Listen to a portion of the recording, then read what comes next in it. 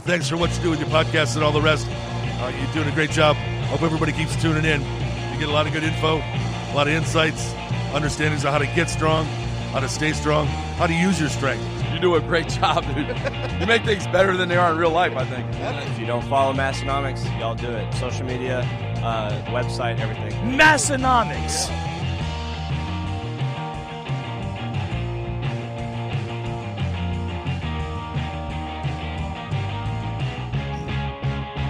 Welcome back, everyone, for a very, very special episode 429 of the Massenomics podcast. We are the lifting podcast about nothing. My name is Tanner. And my name is Tommy. Tommy, I barely made it in for this one. I was just behind in the eight ball. Nick of time. I thought we were going to have to end our streak, but they said, nah, we'll keep it going with 429. Hell no, we won't go. You can't hardly quit now, can you? Nope. Can't hold anything back. You can't hold anything back. You can't quit now. We do have several exciting things we're going to talk about today, not the least of which is JUGGERNAUT AI. It's the training that Tommy is using right now. Actually, more on this later, but I did see a piece of breaking news that I saw break across Instagram related to you, actually. I saw your name pop up on a list that hadn't officially seen on a list yet before. Okay. And I'm not just talking about the sex offender list. Okay. All right. Let's hold that. We'll get to more on that. But first, JUGGERNAUT AI, the programming that Tommy is using, I've seen him hit some big numbers. Actually, this weekend, I got to watch Big Tommy, Big Grayson, and Big Af all hit some really big benches on their JUGGERNAUT AI training. So I have seen it. I've used it firsthand and seen it work firsthand many times and seen it work well. You can check it out and find out more information at juggernautai.app. It's great phasic structure training that will help peak you towards a meet or just testing some big lifts in the gym. So if you're a squat, bench, deadlift sort of guy or gal, give it a shot. The best part is you can use discount code Massenomics and it'll save you 10% for the lifetime of that membership. juggernautai.app. And this episode of the Massenomics podcast is also brought to you by Barefoot Shoes. If you head on over to barefoot.store, you can find our favorite barefoot shoes on the market today. Tanner and I wear these suckers in and out of the gym all year long, whether it's the Ursus High Top for our favorite gym day or the Bruin Boot when we need to conquer the Dakota Tundra or the Dakota whatever weather it's throwing at us any time of the year. Also, little thing, Barefoot also appears to be having a collaboration with Pioneer Fit at the moment. Tanner, are you aware of this? Oh, real cool, Pioneer Foot. I wonder where you got that idea from. Just kidding. Let's just say we're the trailblazers in this arrangement here. But the shoes does look cool. Have you seen it? It does look cool. Yes. So that's another collaboration to their list of growing collaborations.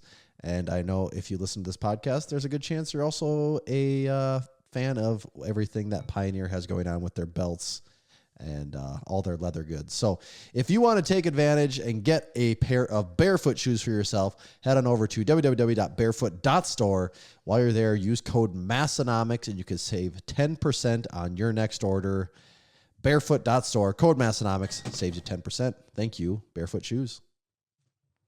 Thanks, Barefoot. Tommy, I guess we probably really need to come clean. This isn't easy for us when we... very rarely do we lie, or very rarely, at least, do we get caught in a lie. But last week, I don't know if you can recall back to the podcast episode, we said we were going to have a drop coming out. Yes, I do recall that. We said on the 20th, which would be, as of recording, that's tomorrow, but as of the time of this podcast, that would be in the past. Funny time loop thing there, but no drop on the 20th. We didn't cancel it. We postponed the drop that was supposed to be of June 20th, but we did it for very good reason. So hear us out. There's some developing situations that we think think everyone's going to be better off for. Don't burn us at the stake just yet, because we did have a last minute, not last minute in us, ordering it and going down this road, but very last minute that we found out we're actually going to have it relatively in time. So all we need to do is push the drop back 1 week, and we can have this very special, very unique, very new, very sought after, we believe, item in the drop that we wouldn't have been able to include there if we hadn't waited one more week for this. So the drop date is now going to move to June 27th. That'll be this upcoming Thursday, June 27th, 4 p.m. Western Northeast South Dakota time. And of course, unless you're in the supporting member crew, you might get a little early access. But for the rest of you, it'd be 4 p.m. Western Northeast South Dakota time. And we've got a couple of tees in there, and then this other top secret item that cannot be named at this point in time. But it is worth the additional 1 week wait. It's not often that the shipping system surprises you when things come a week or two early, but in this case, they surprised us, so we had to call an audible. So we've got that to look forward to, that drop. We're going to leave 2 of those 3 things a mystery. We're not going to talk about that extra special, top secret, highly sought after item that will be desirable. It's also very limited quantity, that one. Yes. Very limited to the point that certainly some of the sizing will sell out really quickly. So that one, do not sleep on this drop. If you're a longtime Massenomics fan, there's something in there you've never had the chance to get that many will be dying to get their hands on. But there's also a mystery tee in there. But we were going to talk about one of the tees. And we're going to talk about it because, spoiler alert, I couldn't help but start wearing this shirt anyways, so people have been seeing it. It's been popping up, right? You know, and also our YouTube video tomorrow, I'm going to be wearing it during the whole Yes, it's worn extensively, and that's a very long YouTube video, so people will see it there. Should we do the unveiling here, the official unveiling? Let's do the unveiling. Okay. Well, wait, to tease it even more before we even show it, I would say this is... I always have recency bias on our drop, so I always like the new shit. But this is my favorite Massenomics shirt for a number of reasons that we can talk about here still. But I wore this to lift this weekend at our meetup there, and I love this shirt. Passed the test. I might take more than one of these, it is that good. To keep in my personal collection. I don't know that I've ever done that, and I'm actually considering doing that right now, of the exact same shirt, because I'm like, I don't want to wait till this is clean again. I want to be able to wear it almost all the time. So should we tease one more thing with this? Yeah, and just get right out in front of this and say this is. Yes, this is important. This is like, is there an alert button? I don't have an alert. What do I have? Let me see what I got here. No. Oh, here we go. That's. Oh, it was disturbed. Oh, okay, yeah, that's so that's kind of like, that's attention grabbing at the very least. Yes, it is important. Go ahead. It is on a new blank, and this is a blank unlike any blank we've ever used before. We broke the blank mold essentially with this one. We have not used a blank of this. So this is a completely new blank. Yes. Completely new blank. So this is on 100%. Take all your preconceived blank notions and throw them in the garbage for this one. This is on 100% cotton. It's similar to the pocket tee that we had in the past, but this is even bigger and boxier than the pocket tee. Like, it is oversized and boxy. Oversized is a fair word to use on this one. That is right, Big David. It is oversized. So without further ado, here is the design. What's the official name for this, Tanner? I think it's the lifting department. There we go. Yes, is what this is the Massenomics lifting department tee. It's on an old school bluish tee. Is this showing up? I can't see. I can see it. Yeah, I mean, I can see it on the Zoom. I assume it's coming through on. Yeah, you can see it on my camera too. I've got it here on my camera. It's just got that big old school print to it. And it's like a faded navy color is almost what the color and just in of this large type, it says property of Massenomics Lifting Department, established 2014, WNESD, Western Northeast South Dakota, obviously. And then in the middle, we have the little MSS NMX badge that it fits over everything.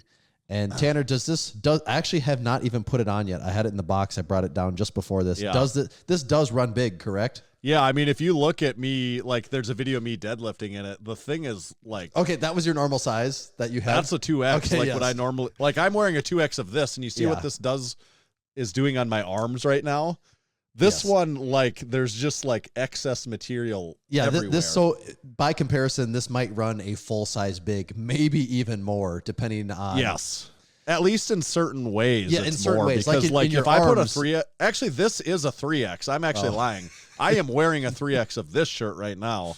So, yes, it will, at least in some regards, it does run more than a size. It's not even really comparable, actually, because it's just such a completely totally different fit. Yeah, it's not fitted in any way. Some questions. Does it run big? Yeah, that's what we're addressing there. I think it only actually goes up to 3X. Normally we stock 4X, but if you normally bought a 4X, you could get this in 3X, and it's probably going to fit better depending on how you like it to fit, actually.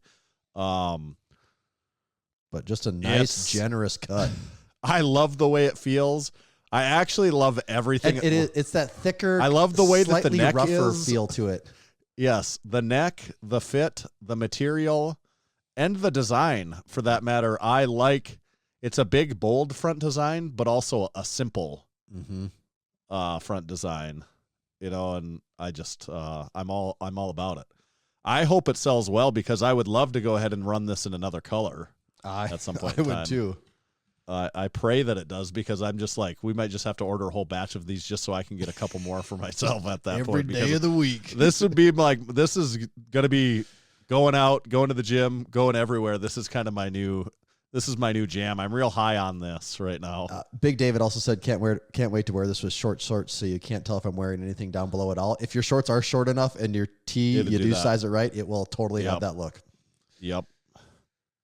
Big fan of that one. I can't stress enough that I'm not, none of that is a sales pitch. I am just talking strictly about how much I like this. Now,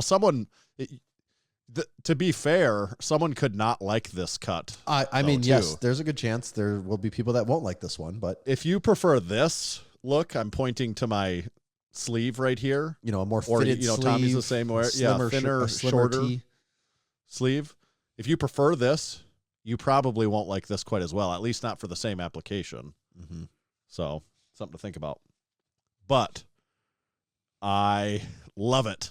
It's a S plus tier. This is in the frickin' S plus tier of my tier list of Massenomics shirts. I don't know what else is. It's maybe the long sleeve pocket tee is S, and this is S plus. That's a man picking his favorite child right now. Yeah, I'm gonna go ahead and do it now. Grant, to be fair again, when we release something next month, I'll probably just switch and say that's my new favorite we got some thing, pretty cool stuff coming next month. So, but at least for now, that is my all-time favorite. That's tippity top of the list. So watch the YouTube video, our newest YouTube video, to see that thing in action. Oh, and Alex said max comfort would be this tee paired with Lift Shorts 2.0. That would be comfy. That would be a comfy pair. This protective cottony blanket you'd be wrapped in. Yeah. The other items, tease them. No, the other items will stay under wraps, because there's a lot going on with these other two items that they have to the mystery is worth it. The weight is worth it, I would say, on those two. It will be well worth the wait, I think, on the very ultra rare, limited, highly sought after item, along with quasi collaborative effort on the other item. So stay tuned. 27th, end of June. Act fast. It's going down. Meet me in the club. It's going down. Do we want to recap our weekend activities? We got to do some shit. Yes, we had a very fun weekend, didn't we? Yeah, it was really fun. It was really, really fun. Man, I mean, not surprisingly so. I guess. I mean, it was about exactly as fun as I imagined. There wasn't surprises in that way. Like it was exactly how I hoped to. But man, I tell you what, after lifting in my garage for a long time, and even that, a commercial gym where no one's really doing anything, to just get in a group where people are just getting after it. Oh man, it's fun. Yeah, for anyone that doesn't know, Nathan and Abby Thomas, the owners of Build Fast Formula in Watertown, South Dakota, also owners of a really sweet home gym. They hosted an event for us, and they went all out. They did an awesome job, and any Massenomics crew was invited. Oh, they hooked it up with free supplements, even. Oh, free T-shirts, free supplements, premium shaker bottles, free donuts. We got to have a little it was really fun. I mean, it was awesome. Like, I don't want to make people feel bad that weren't able to make it, but it they was should feel a little bad. Yeah. And then also, A, we had an awesome training session, and B, we got a lot of really cool content out of it. So this first video coming up will be the gym tour that we did. Nate, the three of us walking around and going through the gym. Awesome gym setup, and you'll get to see it in really cool detail there. And that was just a really fun video. And then probably the week after that, the week of this podcast. Yep, should have our training vlog going up. Yeah, our training vlog. And I imagine that one will be a lot of fun to watch because we were it was very much Massenomics. It was very much lift hard, live easy in the sense where people were lifting very hard. Oh, yeah. Like doing intense, no effing around sets where it's like, hey, it's go time. Basically, everyone had RPE 10 sets that day. So right. But also having a ton of fun in the midst of it, too. Yeah.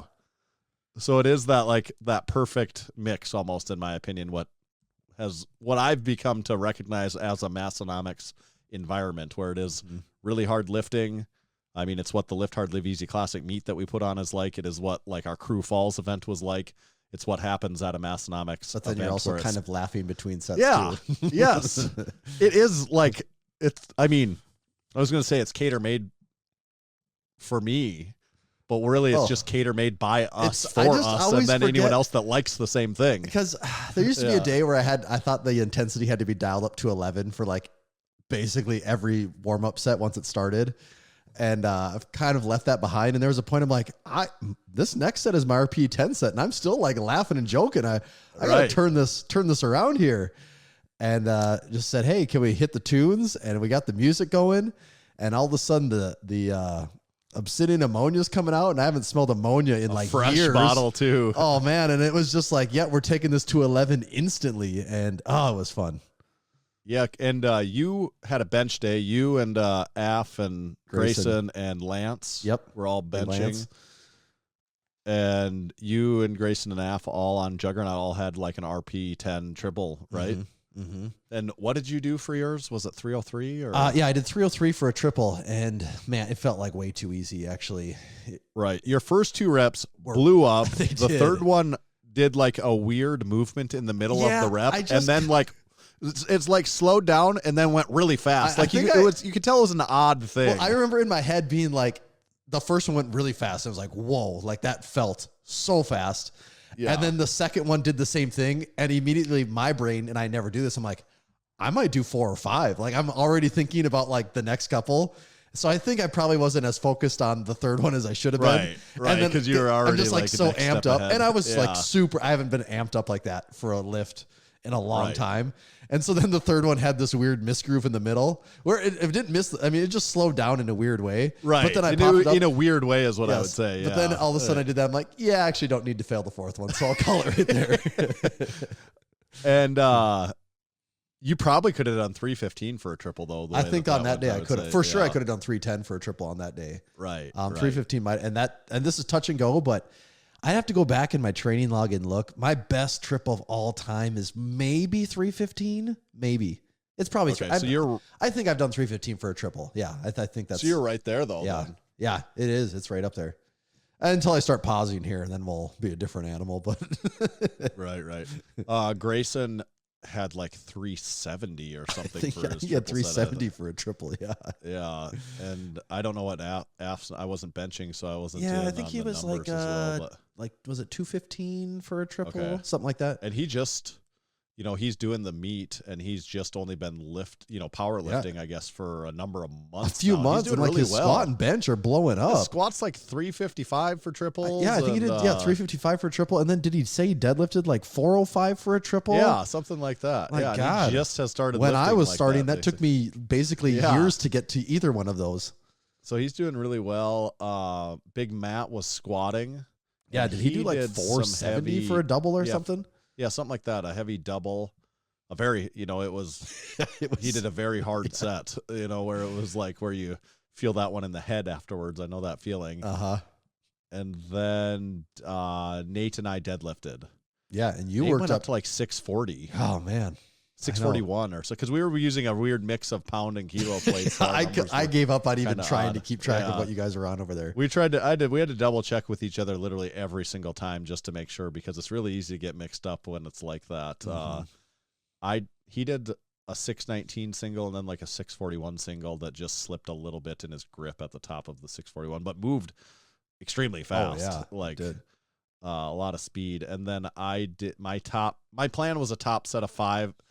What I wanted was a top set of 5 at a 9 RPE, and that's pretty much what I got. So that was good. I just should have done, in hindsight, I should have done a little heavier. Yeah, because what you do 5? I did 577 for a set of 5.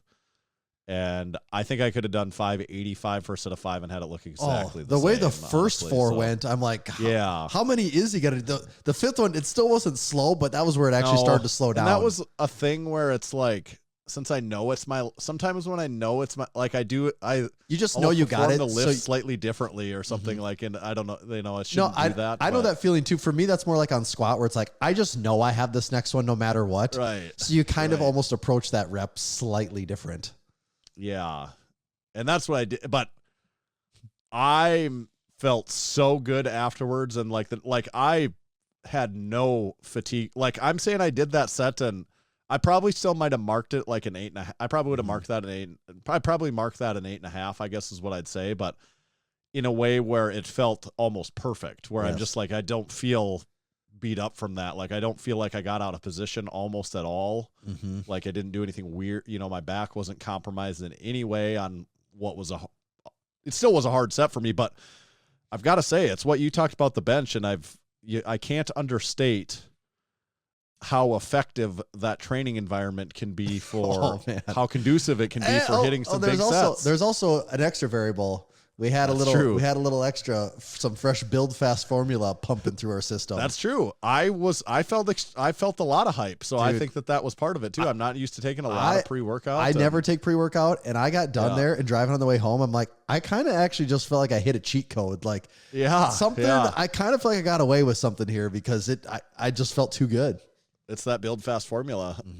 We were mixing and matching too. We had the Vaso Blitz mixed with the full blitz, right? Full blitz, yes. Yeah, a little scoop of each. So because the Vaso Blitz is no caffeine, so then you get like kind of half the caffeine but full everything else by doing it that way is the theory, I think. So between the pre-workout flowing, the music thumping, the environment overall, and then you add a little ammonia on top of that.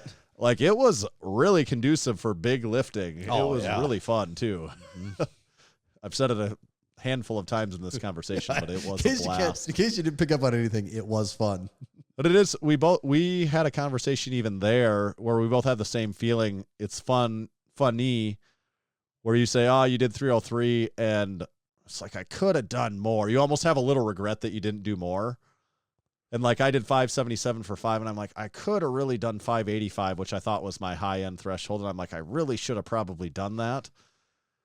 But the weird part is that is the feeling that you want. I'd take that. Like, that is exactly what you want. That is the perfect scenario. 100%. And that's why I was getting so amped up. The anxiety was starting to really get to me because I had failed. I had tried to do a set of 4 like a month ago on bench at 295. My bench has been feeling so good.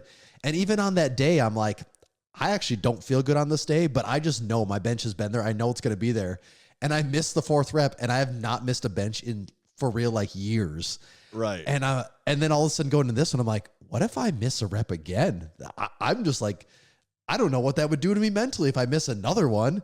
And that is the thing. If I went into that weekend and missed another rep, I would be just having so much anxiety, second guessing, second thoughts on everything. But to walk away and be like, oh, I smoked that. There's more in the tank. It's such a different mindset now. Well, yeah. Conversely, I went to the gym today, going into the gym today, still amped from that. And I'm like, I am freaking crushing it right now. Like, it's like, I literally have that feeling like I cannot wait to get there because I am feeling great. Like, it's just like, I can do no wrong almost, is like, not in a weird ego way, but just in the sense like everything's you feel real working. Positive about your training. And that is that is what you want to walk away with. It. You don't want to walk away like, oh, I barely got that. Like that is the perfect scenario in my opinion. Because I leave thinking there like the best set of 5 on deadlift I've ever done in my life is 600 for a set of 5. Oh, it is. And I'm like, I think if I had put 600 on the bar there and done it, I think I could have got it for a set of 5. Oh, you for sure would have got it for 3, no doubt. I'm pretty sure 4 is there all day too.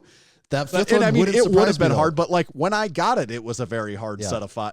So it's like, and also at a very different body weight too, right? That's at 25 pounds less specifically. So like that's where I'm like, that's a big sweet difference.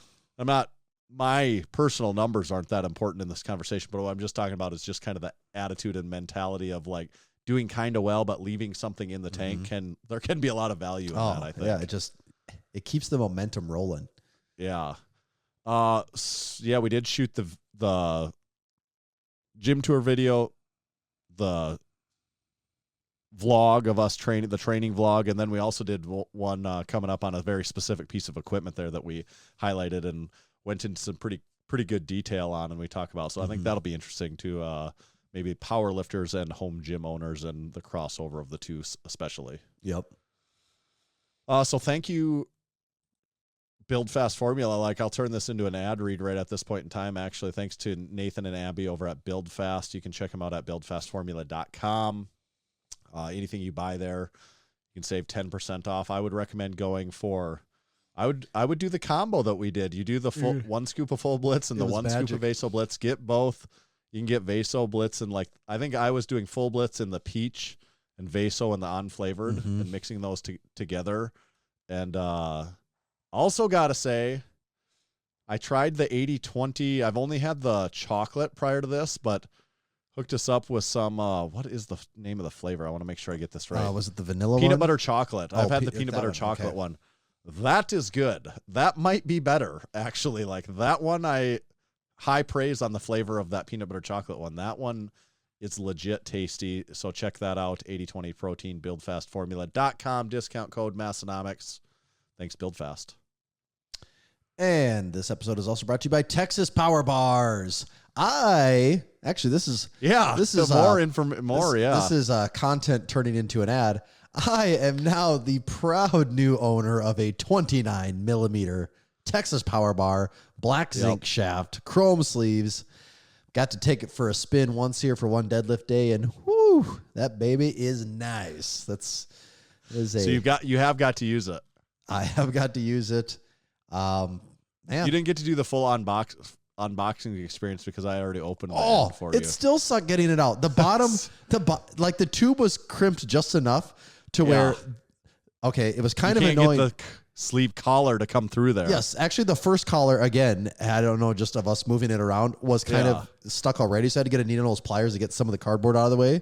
Yeah. And then I'm like, okay, well the hard part's done. And then halfway through, the collar is getting stuck on somewhere in the middle of the tube. So yeah, it was still a pain in the ass getting it out. But I got it out. I got to have a deadlift day with it. And boy, after being a long time since I got to use a Texas Power Bar of any kind, they do have something special with that knurling. They really do. Yeah. It's there's a reason that they are the legend. And if you're interested in a Texas Power Bar of your own, head on over to texaspowerbars.com. And right now, they have a little sale going on their Classics collection. And you say, what's the Classics collection? The Classics collection is their all bare steel bars are now anywhere between about $20 off. So you can get $20 off a 29 millimeter Texas Power Bar, an original, a Texas Squat Bar, a Texas Deadlift Bar, or even the Texas All-American Bar, all listed for $20 off if you are a bare steel kind of guy or gal. Head on over to TexasPowerBars.com and take advantage of that. And, while you're there, tell them Massenomics sent you. Thank you, Texas Power Bars. Big Moto asked, how many bars do you have now? Well, okay. So I have the Strength Co Standard Bar, and I have the 29 millimeter Texas Power Bar. Those are my only two actual barbells. Yeah, barbells, yeah. But then I do also have a curl bar from the Strength Co, and I have a loadable dumbbell from the Strength Co. Loadable dumbbell does not count as a bar for sure, but I would count the curl bar. But I was gonna say I could see how you could count the curl bar as a bar. So You got one more though. Well, and then actually, I FTS. had the Elite FTS safety squat bar too. Yep. So you have 4. I have 4. Yeah. So if you got 5, what would the 5th one be? It'd be a Texas deadlift bar, red Cerakote for sure. That's the one. Is there a 6th one that you would get? I mean, I'd say never, but at this point, Not on your list, there's nothing very high. There'd be other. I have other things on my list that I would put way above a 6 bar. You need what the 6 bar is? Yes, that makes perfect sense to me. Actually, a 6 bar. I could see that unless people are going to start sending me stuff for free. Yeah, I'll take it. But if I'm going to be spending money on a item, it is not going to be a 6 bar for a long time. Actually, I take that back. I take that. rewind that back. Yeah. I was gonna say, actually, I was thinking the other day how after this meat prep, I could potentially be interested in maybe an open trap bar. Okay. I just know for a fact squatting and deadlifting regularly, it does just start to add up on my back, not from a muscle standpoint, but from just my whatever I got going on my back standpoint. It does start to add up, and I do know that an open trap bar does give me some relief there, so I could see that being a possibility. The rep one does seem pretty nice. I've done some research, so at the beginning of the year, the question we should have been asking is how many bars will Tommy get in 2024? Because I believe we're saying we're at 4 already. We are talking about 5 and 6 options 5 and 6. When you start at 0, though, that's probably an that's a lot easier to do. Yes, and I still have you. I have you beat, and I was starting at like 30. So yours is still far more reasonable in a number of ways, actually. And I brought a log to Nathan. Well, that's the beauty of it. When people watch the video, they'll have to see. We have a little segment where, like any Massenomics video, Tanner's truck backs up and we got to open up the tailgate full of and equipment. See what equipment's sitting in the back of that thing. And you brought me a Strength Co. plate tree. Brought you a plate tree. It wasn't getting. That's in use at Massenomics Gym now. Is it? It already got. Well, where did that one go to then? That one is the one that's next to the Ghost bench now. Oh. Yeah, in between the Ghost bench and the black combo squat rack. Yep, that's a good spot for it. Looks got to look nice over there, I'm sure, right? It looks very nice. So this one, it is a little more heavy duty than those ones that were down there, aren't they? Than some of those? Or are they all pretty similar? The ones it's comparable to all the ones we're using, but I have some not in use. Maybe that's what I'm thinking of. That are a little more like lightweight. Some that I use like at the meet and stuff in the warm up room. There's some like blue shitty ones. I mean, they're actually just fine. They do but their they're thing. Just like they just right. Isn't that nice? You have so many weight trees that you can have meat only weight trees. Yeah. I actually don't want as many weight trees that I have, as if I'm being honest. I've given some of those away because I just have too many weight trees. But they just. Well, can you really ever have too many weight trees, though? Where are these coming from? Like just that. You just gave me another weight tree. And they just come from all corners of the world. All these weight trees. Just every time I've ever bought something, they're like, yeah, you want this weight tree too? You can just have it. I'm like, well, I'm not going to say no. Yeah. I don't need it, and I should say no, but I'm not going to say no. Anything else in particular from our Watertown wrap-up other than you'll get to see a lot more detail on our YouTube channel? It was a ton of fun. Nathan and Abby were great hosts. They have an awesome home gym, and thank you so much, Build Fast Formula. I mean, they really did take care of us. They hooked not just Tanner and I, who are technically sponsored by Build Fast in a way, like they sponsored the podcast, but everyone that showed up, the whole group, yes, they gave free stuff to. Like they were the most accommodating hosts ever. So for real, Build Fast Formula, they are great. Their supplements are awesome. Go on their website and buy something. If we do something like that there again, let this be your warning. Don't miss out on it. Well, and also don't expect that again. The next time around. That's true. That's true. You shouldn't expect that as the norm. The first one. But you shouldn't have skipped the first one. And also, you never know. Right. What do we want to move on to next here? We do our title topic this week. We're going to talk about Smith machines. Maybe we should get into that now, but we should open our can first. We had a can. Let's do a little can. Okay. We also changed hands with this week's can when Were we were both there. of these the same? I didn't really look at They're them. the same. Okay. Yeah. The two I gave you are the same. Yeah. Okay. It was a 6-pack actually, I think. So. Okay. I haven't actually. I looked at the label so long ago, I don't even remember what's on it. So can I just go into this blind? Well, yeah, but do you want me to give you the backstory on this? Okay, there's a at all? backstory. Okay. There's a deep backstory on this. This goes into this is a Massenomics deep cut actually. Oh, all right. So this week's can is courtesy of Big Anthony, supporting member, Massenomics gym member. Mm-hmm. Big Anthony dropped these off in his convertible the other day. Oh, he's got a convertible? What? Yeah, he was cruising around in a convertible. What is it? He used to have that old, not that well, old, but I he had don't a think Cadillac.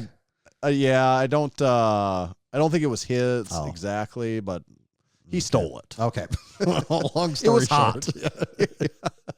hot. But he did drop those off in a convertible because that's not particularly relevant, but it just adds a little flavor. It does to the paint story. a picture in my head. I Yeah, just it paints a picture picture. him like Michael Scott in his convertible. Yes, yes, it was not a LeBaron. It was what does Michael Scott drive? I'm getting confused it's with a Chrysler something, isn't it? Is it a Sebring? It's a Sebring. Yeah. It's a Sebring convertible. Who's the backwards man? That drives, Freddie, Tom Green. I don't. Yeah, See two LeBarons, Freddie. Freddie, yeah. Freddie got fingered. Does make me laugh just thinking about it. It's a movie like that. Classic. But he got us this specifically. What's it called? What would you call this, Tommy? Borjomi. Borjomi. I assume you don't remember where this comes into play. Nope. Not one bit. Do you remember a little trip we made to Ohio? Not for the Arnold, a little Michigan/Ohio trip we made. Yes, I do recall this last that. year. Yes, last October. And we had a chat with a little fella right there in his house. Recorded a podcast, did some videos. We talked about some chicken bakes. We talked about some sparkling waters, and he mentioned a special sparkling water that he had back in some country that I can't remember. I don't think he said Russia, but this is Dr. Mike. Do you remember him talking about a special water that remember he was like really enthralled by what kind of The kind of liquid water death that we had. Liquid Death. Yeah. And he's like, oh yeah, it's kind of like this. I don't remember. Did he say a name actually? Yeah, he did because Anthony knew. I couldn't remember. Okay. I didn't know about it, this but he says went from back the and Georgian mountains. Georgian, yeah. Yeah, that's what it was. Yes. As in not Georgia, America, Georgia, Right. the country. Right. And this is what he said. And we we're like, oh, can we Okay. get that? And he said, I don't know, maybe if you go to Georgia. Wow. All right. So we get to okay. I'm glad you framed it that way. So do we get to dive in here? Right. Let's just dive right in. Borjomi. Here we go. Yeah. Oh, it is bubbling. Sparkling natural mineral water with natural CO2 added. It's like it almost my mouth thinks it's salty at first, but It there's is not, salty. but there's not really a salt taste though. But immediately I it think gives there my is a mouth the salt taste to feel. me.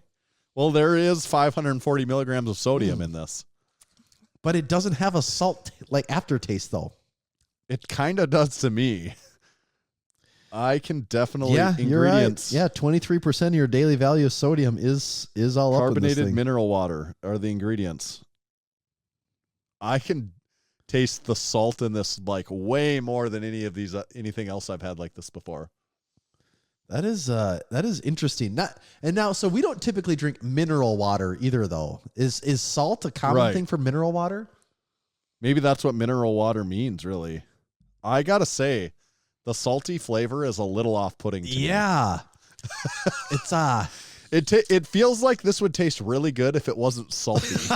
I know. It's the mineral. Okay, I gotta know mineral water.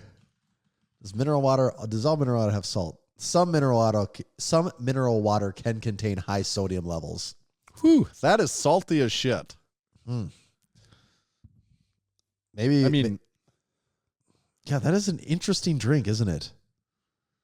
You'll have to send a picture of this two to servings here, so that means there's 1,080 milligrams of Oh, sodium. there's multiple servings in this bottle? Oh, yeah. Yeah. Yeah, so half your daily value of salt's just right in this bottle. Very salty. You'll have to send a picture to Dr. Mike on Instagram. Yes. That's a good call. That is interesting. Wow. Whew. Snap a picture of this.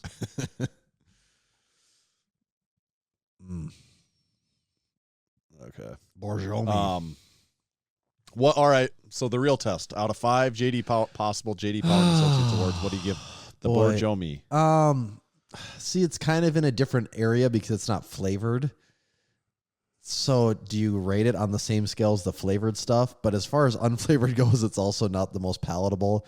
It's probably in about the 2.5 range because I don't really crave a salty drink that much, you know? Yeah, I definitely know. What'd you say, 2.5? I'd probably be about 2.5. I could definitely drink more of this, but. Oh, and if I was really thirsty, I wouldn't think twice about it, honestly. Yeah. But I could see this being good for like meat day. Yeah. Almost. Or could be a great use for it. Like during rehydration or something like that. I don't know. Just throwing that out there. Borjomi. Bor no thanks, not for me. More like. Okay. So that's our can this week. So thank you to Big Anthony. Yeah, I'm glad we got the follow up on that. Yeah, so supporting our supporting members, Big Anthony, shout out for this. One more time, the Watertown Throwdown crew, Big Abby and Big Nathan, of course, for hosting. And then we also had Big Af, Gig Grayson, Matthew. Thank you all for showing up. There's a few other Watertown, non-supporting members, people there getting in on the action and lifting. So shout out to everyone that made that possible. I'd also mention Keith on the same day up in Rochester, whatever part of the state, New York, that Rochester is in, upstate, downstate, midstate, west, left state, right state, wherever that was. He had 4 crew there lifting with him. I think he turned 39. And then also Big Eddie and Big Scance had a Canadian meetup. Yeah. Looked like they spent multiple days together and competed in Highland Games together. I don't know what their final results of their competition was, but looked like a lot of fun. A couple of moles just doing mole shit. It did. Thank you, everyone, supporting our supporting members. That's a relatively new segment that we just did there to the podcast. And you can become a supporting member also if you would like. Just head over to massenomics.com/join. That's where you can sign up. It's real simple. There's got multiple supporting membership levels that you can choose from there. So please check it out. Massenomics.com/join. We'd love to have you as a supporting member if you're not already. If you're a listener, we would love to have you. What the hell are you waiting for? Okay, Tommy, title topic? Title topic. For anyone that doesn't know why we call this the title topic, it's kind of a relatively new segment. It's our title topic segment. One of the fastest growing segments on the show. Yeah, where we pick a topic that we know is going to be the title of the episode, premeditated. And then we thought of combining it together and calling it the title topic. And the title topic. And here we arrive at this week's title topic is, I don't know the exact title. The topic is Smith machines. Yeah. I guess I don't know the exact title. It's a title topic. We don't quite have the title yet, but this is the title topic. So yeah, the title will. It's all Smith machine will be in the title. In progress. All right, the exact title details aren't truly defined as of yet. That is a whip, yes, but it is Smith machines. So we're gonna talk in a lot of detail on the Smith machines. Actually, we're gonna ask some questions about our own personal preferences, where the value at or is not in Smith machines. Smith machines are polarizing in a number of ways that we're going to go through. We're going to talk some history, some benefits, maybe some disadvantages, maybe some safety pros and cons specifically related to safety, and who would use a Smith machine, and then a lot of just our general feelings, and hopefully some Massenomics silliness sprinkled in with all of it. So first of all, Tommy, a Smith machine, what the heck is it? Maybe there's someone out there listening that doesn't know what the heck a Smith machine. I'm going to tell you what it is. I was asking the question, but I'm also going to answer it. Right. So I was going to say, you can probably answer this better than me. Yeah. The Smith machine consists of a barbell that is fixed within steel rails, typically steel, allowing only vertical or near vertical movement. Some Smith machines have the barbell counterbalance, so there's like very little weight actually to the barbell, because of the counterbalance. Oh, fancy. Yeah. So when I say it's vertical or near vertical, some are at a slight angle. Yeah, We've probably like a all seen that 5-degree before. angle, maybe. Right. But it's essentially a vertical movement, so that the conventional Smith machine, what we usually think of a Smith machine, has what we would call 1 degree of freedom. The bar can move up and down as a straight line along a vertical track, and that's it. It's otherwise restricted. Yes. So we're on board with all that. That all makes sense, and that jives with what That all is clicking with me. We like the degrees of freedom reference. It makes sense. So the history of the Smith machine. Maybe a lot of people don't know this. This part might be interesting. When do you think? What decade would you guess that the Smith machine first came about? Boy, I don't know. Probably like the 60s, with the hippies and the free love movement. I feel like the Smith machine really fits in there nicely. That's pretty good. So the Smith machine came around in the 1950s. Oh, I just missed it. Okay. All right. A little more rigid decade. That makes sense for the Smith machine. Yeah. The Smith machine was invented by American Jack LaLanne. Oh, it was. Who a lot of people might be familiar with. Yeah. Who rigged it up, a sliding apparatus in his gym in the 50s. And then it was spotted by Rudy Smith. Oh, Smith. it's a coincidence. Smith. What a coincidence. Yeah, a bodybuilding champion at the time, who Smith then commissioned Paul Martin to improve it. Smith then installed the modified model in a gym he was managing at the time. The gym was Vic Tanny's gym in Los Angeles. By the end of the 1950s, Rudy Smith was an executive in Tanny's chain of gyms, and the Smith machine was being manufactured and sold to all those gyms and some others by then. So that's kind of the root. Like Jack LaLanne, it sounds like he really had the first, but then Smith kind of took that to become like a product that was a real product and not just this one thing that somebody had. Uh-huh. Yeah. So Smith machine, you wonder, was it a guy named Smith? It was. It was Rudy Smith. So isn't that an interesting tidbit? That is.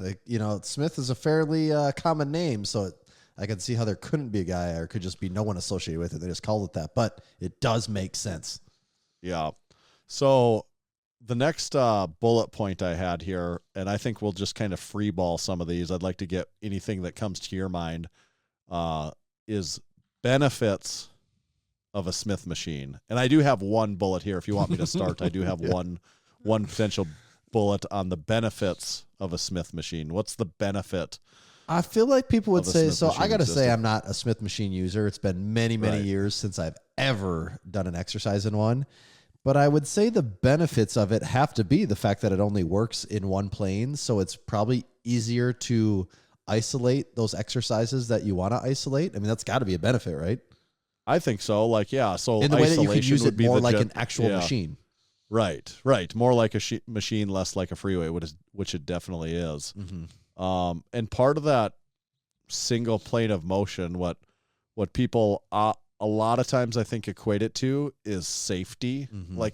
I think that was some of the original thought behind of it. It's like a safer way to do it because the bar can't get away from you. The bar can't fall over in the sense that, so behind each vertical post runner on the Smith machine, there's a series of slots on which the barbell can be hooked. Anyone that's used one before, you know what I'm saying. It's just a simple twist. Simple twist, quarter turn, and it'll get hooked and locked. This means that unlike an ordinary barbell, the Smith machine need not be re-racked after a series of repetitions. It can be secured at any point. This is intended to make it safer for those who lift without a spotter. So maybe you can avoid a spotter, as one only needs to twist the wrist in order to lock the barbell in place in the event that the weight becomes too great and you cannot complete another repetition. So there is a safety element to it that I think that has changed. That could be argued. Yeah, that could be argued. I think that has changed a little bit through the years as you look at just power racks and safety straps and things like that, where, I mean, if you are going to miss a squat totally halfway up, then but as far as just missing lifts safely, you can do that much easier now than you maybe could 30 years ago, maybe. Yeah. So some could argue safety as that advantage, but I think about it a little bit differently. Some people might think that that's a safety feature, But the more I thought about that, I think that it being on that fixed plane of motion, say in a back squat, for example, I think that that's a really good example here. It doesn't eliminate like the inherent danger of having heavy weight on your back.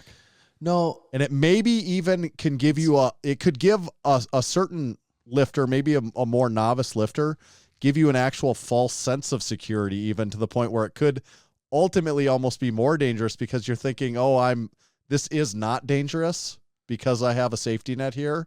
And it could, when not handled appropriately, could become actually more unsafe even maybe. Well, and I also think that it's locking you in, especially as a novice, it's locking you into a plane that maybe your body isn't ready to go in that movement pattern yet. Maybe right. as you're learning the squat, maybe you do go down like perfectly vertical for the first foot, and then the next foot and a half of your descent, you lean forward a little ways. Right. And part of that is like you becoming more adept at the actual movement pattern, where here you don't have the choice of the movement pattern. Like the Smith machine is dictating the direction you go. So I can also see how that could hinder some learning of the actual technique as well, because you're not actually in control of the technique path. Here's another thing. Someone might think, it's safer when bench pressing because if you're going to miss a rep. But here's the thing. Bench pressing alone in general is danger. There's an element of danger, I suppose. I could make a case that it's more dangerous on a Smith machine because on a regular bench press, if you're benching by yourself, I would typically recommend benching by yourself without spotters. My recommendation would be to not use collars. Because if something happens, you can do this. Right. Yep. You can dump it. Yep. You cannot dump a Smith machine. The Smith machine. And as a matter of fact, here's an interesting. It's I wish I had an alarm for interesting Smith machine fact of the day. Since it can't be tipped off of you like that, it has actually led to a fatality where someone has died underneath of a Smith machine because they were pinned underneath of it and couldn't get away from it, and they died. Yeah. Even more, in 2001, a Smith machine user became a quadriplegic. What? When the apparatus crushed his spine. Wow. So, okay, yeah. So also, bad things happen with regular weightlifting too. They do. So, yes. That also happens to rate. But still, though, wow, that's it makes me feel like it's just for safety, I'd pick being in a cage with actual correctly set spotters any day of the week over those options. I agree with that. I don't think a Smith machine is all that much more. I don't think a Smith machine is really that much more dangerous, but it just comes down to people that don't know what they're doing more so than anything. Yes, I think with all these, if you just actually lift properly. I'm just trying to pick nits actually on this whole thing but I don't actually think a Smith machine is really dangerous, but I just thought there was some interesting counterpoints to that. Yeah, you wouldn't have thought of that at all. Other benefits, I really think the main benefit is what you were saying is that you can use it. You could use it like multiple machines all in one, kind of where you could do. Whereas some machines, like a plate loaded or selectorized machine, it might be very limited. The number of exercises you could do on it. You could do a lot of different exercises with the Smith machine. I'm actually trying really hard to think of what or when the last time I used a Smith machine was. And what I'm coming to, the only time I can think of in my mind is I think the Y in Aberdeen had a Smith machine, right? And I think I used it a few times for calf raises, I think. But that's as far back as I can remember. But it is an example of how you can kind of use that machine as a calf raise machine. Like that is. I actually think that's one of the best. If we're talking specific exercise that a Smith machine is good for, I think that's one that comes to my mind. I think that there's value in that as a calf raise. That's actually to skip ahead to a question. If you had one, would you use it? So the last time either of us had one, well, I don't know about you for sure, but the last time I had access to one was every gym I've gone to in town here has a Smith machine, and they get used like they crazy. do all have them. They do. Okay. They do. They get used like crazy. Okay. People do a lot of am I jumping ahead? Should I save this part? Well, that's fine. Okay. I think there's no real. Calf raises. What do you see people doing with calf raises? You see You see a lot of hip thrusts on the Smith machine, which a lot of people go just to straight barbell hip thrusts now, but you did see some hip thrusts on the Smith machine. Also, a lot of seated overhead work.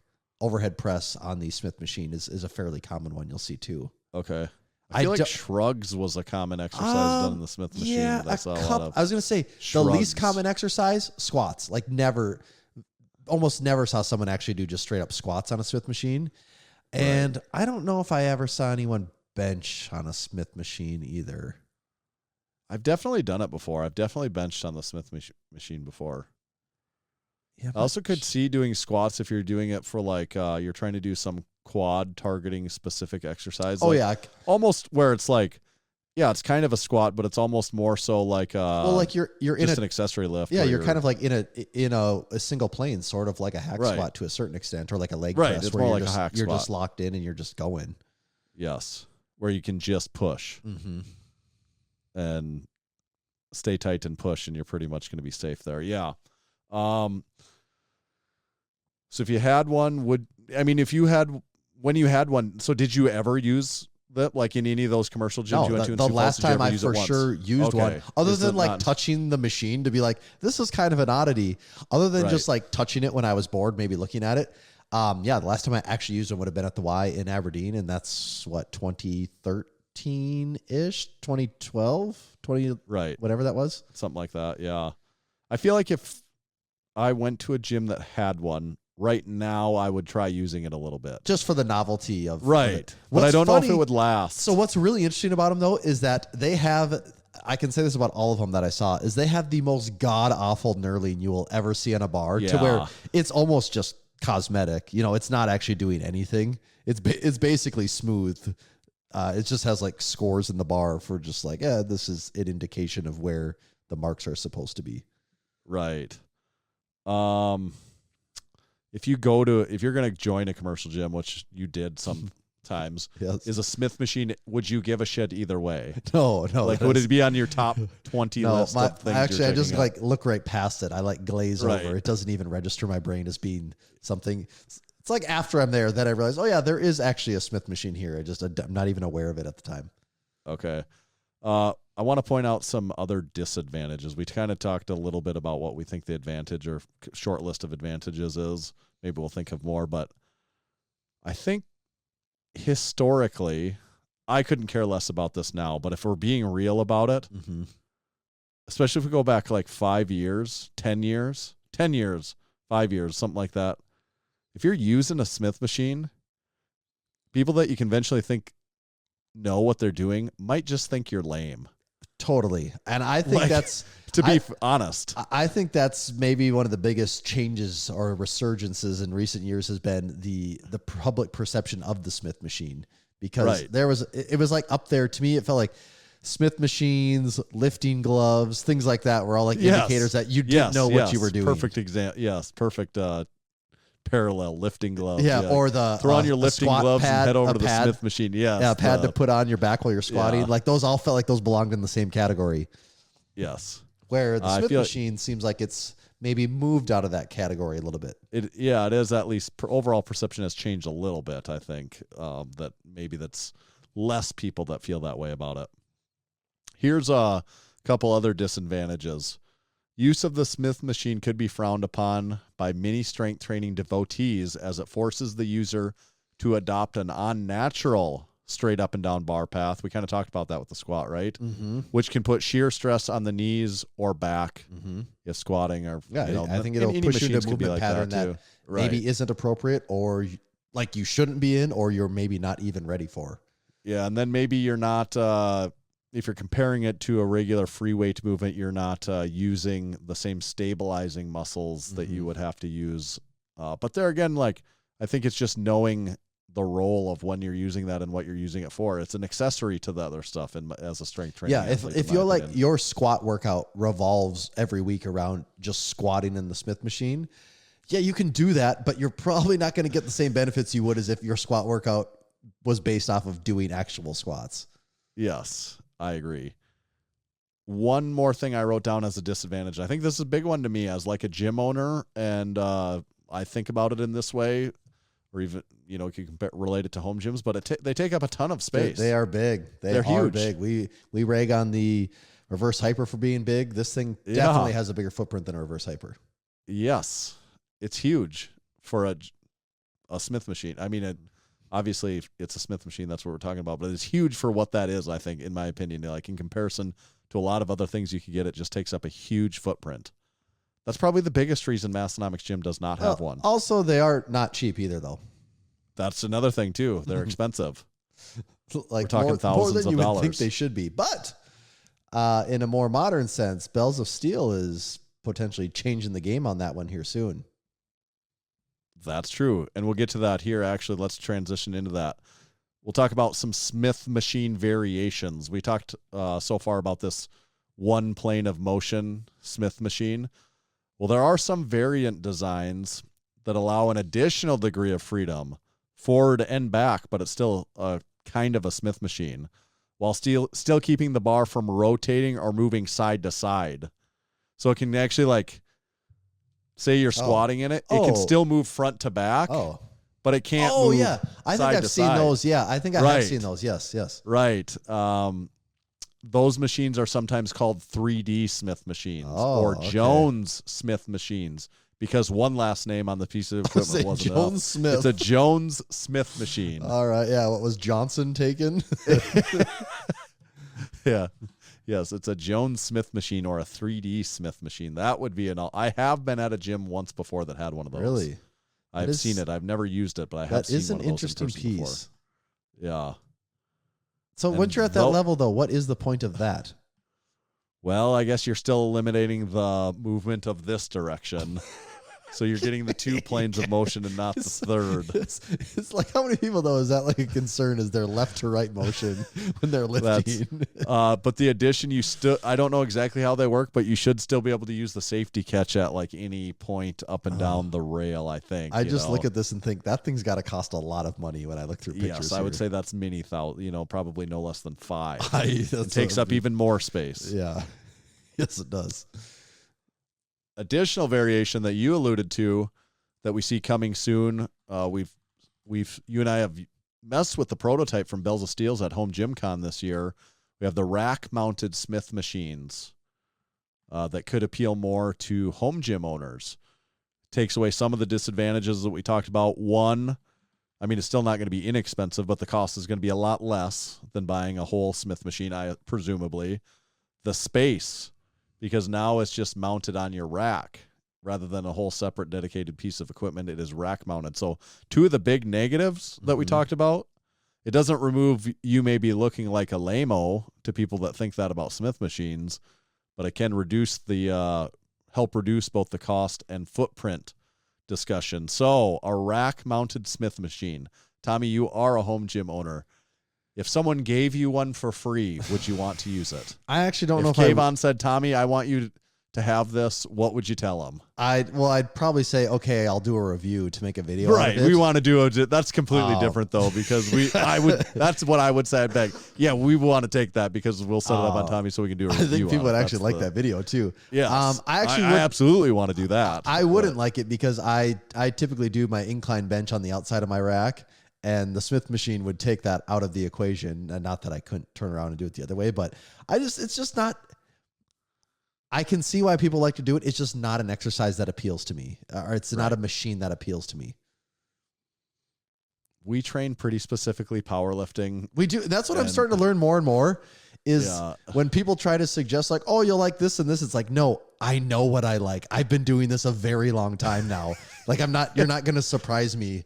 And at this point, like I know what I like, I know what I'm trying to do, and I think what would be the better debate is you have to pick one.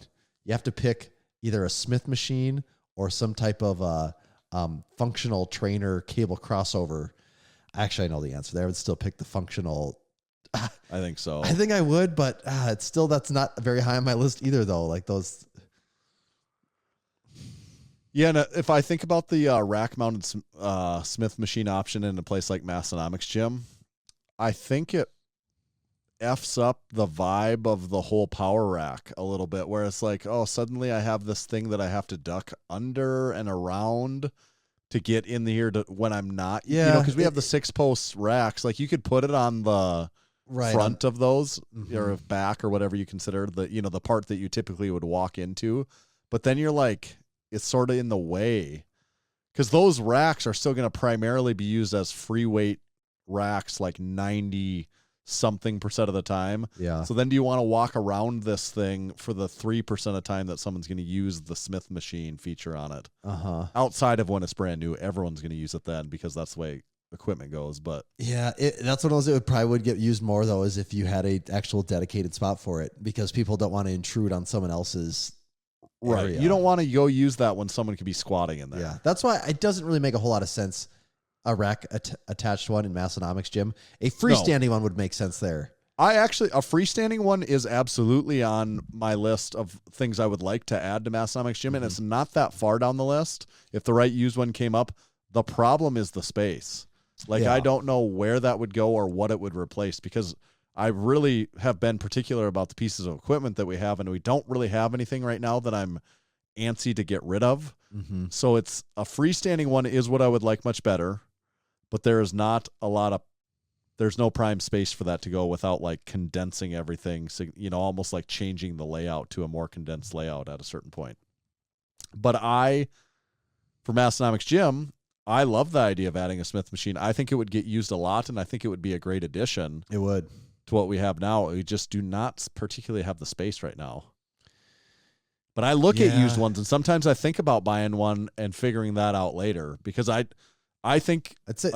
A good one option quality you have, used one. The option you have is that cool. that one combo rack. I know it still gets used, but that is the easy thing to move around. Right. To free it up is space. easy to move around. So that is true. That's the obvious one in my brain, because I'm not sure. I mean, I don't know if one could fit on like the front room anywhere. I mean, this is more detailed, but at some point in time, I might want to move the Atlas Stone platform, and it could go there. Okay, yeah. I would like the Atlas Stone platform to be more adjacent to all the other strongman equipment. It would make that would make sense. Yes. Right. It just it's kind of its original spot that just has never moved. Right. It's just that's an undertaking. So I've really and I don't know exactly where that would go and what the change would be to make that fit. So. But that's kind of a thought I have in my head. One other question here. Well, and also, actually, before you get to your one other question, I think the whole reason we're even talking about these is because Smith machines have gone through a crazy resurgence in popularity. I feel like in the last 24 months, the last year or two. We've talked about it with Coop. We've talked about it with Cave-On at Bells of Steel. Yep. Dr. Mike uses one in like every video. Sam Sulik uses one. Right? Doesn't Sam Sulik uses one? I think so. I really haven't seen very many of his videos lately, but I Dr. Mike does for sure though. Oh, absolutely. We gym toured his and we talked about his that he has there. Even he has those floppy handles hanging off of it that he hangs onto. Right. And I get it. Also, Sam Sulik and Dr. Mike are bodybuilders. Mm-hmm. They aren't power lifters, so it's even more preferential to them, I think, than it is like you and I having a conversation about it. I think there's way more of a purpose for them to have it than there is us. So for a power lifter, if that's what you label yourself as, I think there's a lot less utility there, though. It's harder to justify because as an accessory machine, it's a very large accessory machine. Well, if I look at it this way, like the primary movements or the slight alterations of the primary movements are what, like 80%, I don't know what the percent, almost like a vast majority of my effort and mind power and actual physical effort go into is those three movements and like a handful of variations of each of those three movements. And like the Smith machine could be maybe like an alternative in there, but it's, it'd be just be a way to do something fun and different. And right. Yeah. Because there's a lot of guys that like to do seated overhead press or like seated, just like an incline press. And this would just be a variation on the way of doing that, which variation is fun and novel. So I can see why people would like that, but space and price are a factor. Okay. So is there any, I have one kind of wrap up question on it that I think we could both analyze, but other than that, is there anything else that we need anything else that we can add to the Smith machine conversation? Yeah, that's probably about it. If you just go to we are in a different bubble, being more specifically focused on powerlifting. So you do tend to forget that they exist and get used. But if you go to any commercial gym, man, you'll see everything from like the fit figure girl trying to do the whole thing with them, whether she's doing RDLs or whatever crazy glute exercise with it, to the kid that looks like he's never walked in the gym and is trying to squat for the first time and has decided that the Smith machine is where he's going to learn to squat, which is also not working in your favor, but they do get used. You know what? And you talked about our bubble. You know where that got emphasized me, or sometimes I forget about the bubble that we live in as far as the kind of training we do and stuff like. But a place where it became more apparent to me again was when we were at Home Gym Con. I think of a home gym the same way you think of a home gym. It's a power rack first. The barbells you put in it, the plates you use on it, and then it's whatever you add in around that. And anything other than that, you're like, that's not a home gym. Well, and what you add around it is just like sprinkling in. Like that's right. Like that's just kind of extra stuff that almost doesn't even matter. But even at Home Gym Con, where I go into thinking like, oh yeah, these people are like us, like they would think the same thing.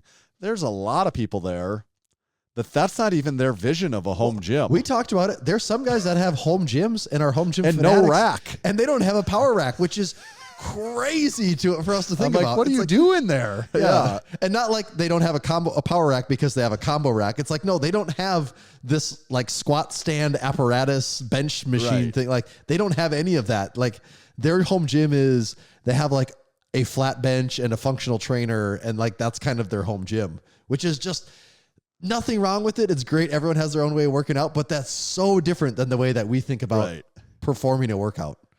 Big Alex said actually a home gym doesn't revolve around the rack. It revolves around the stall mats. That's probably the best point. That might be the common factor in everything. It does revolve around the stall mat.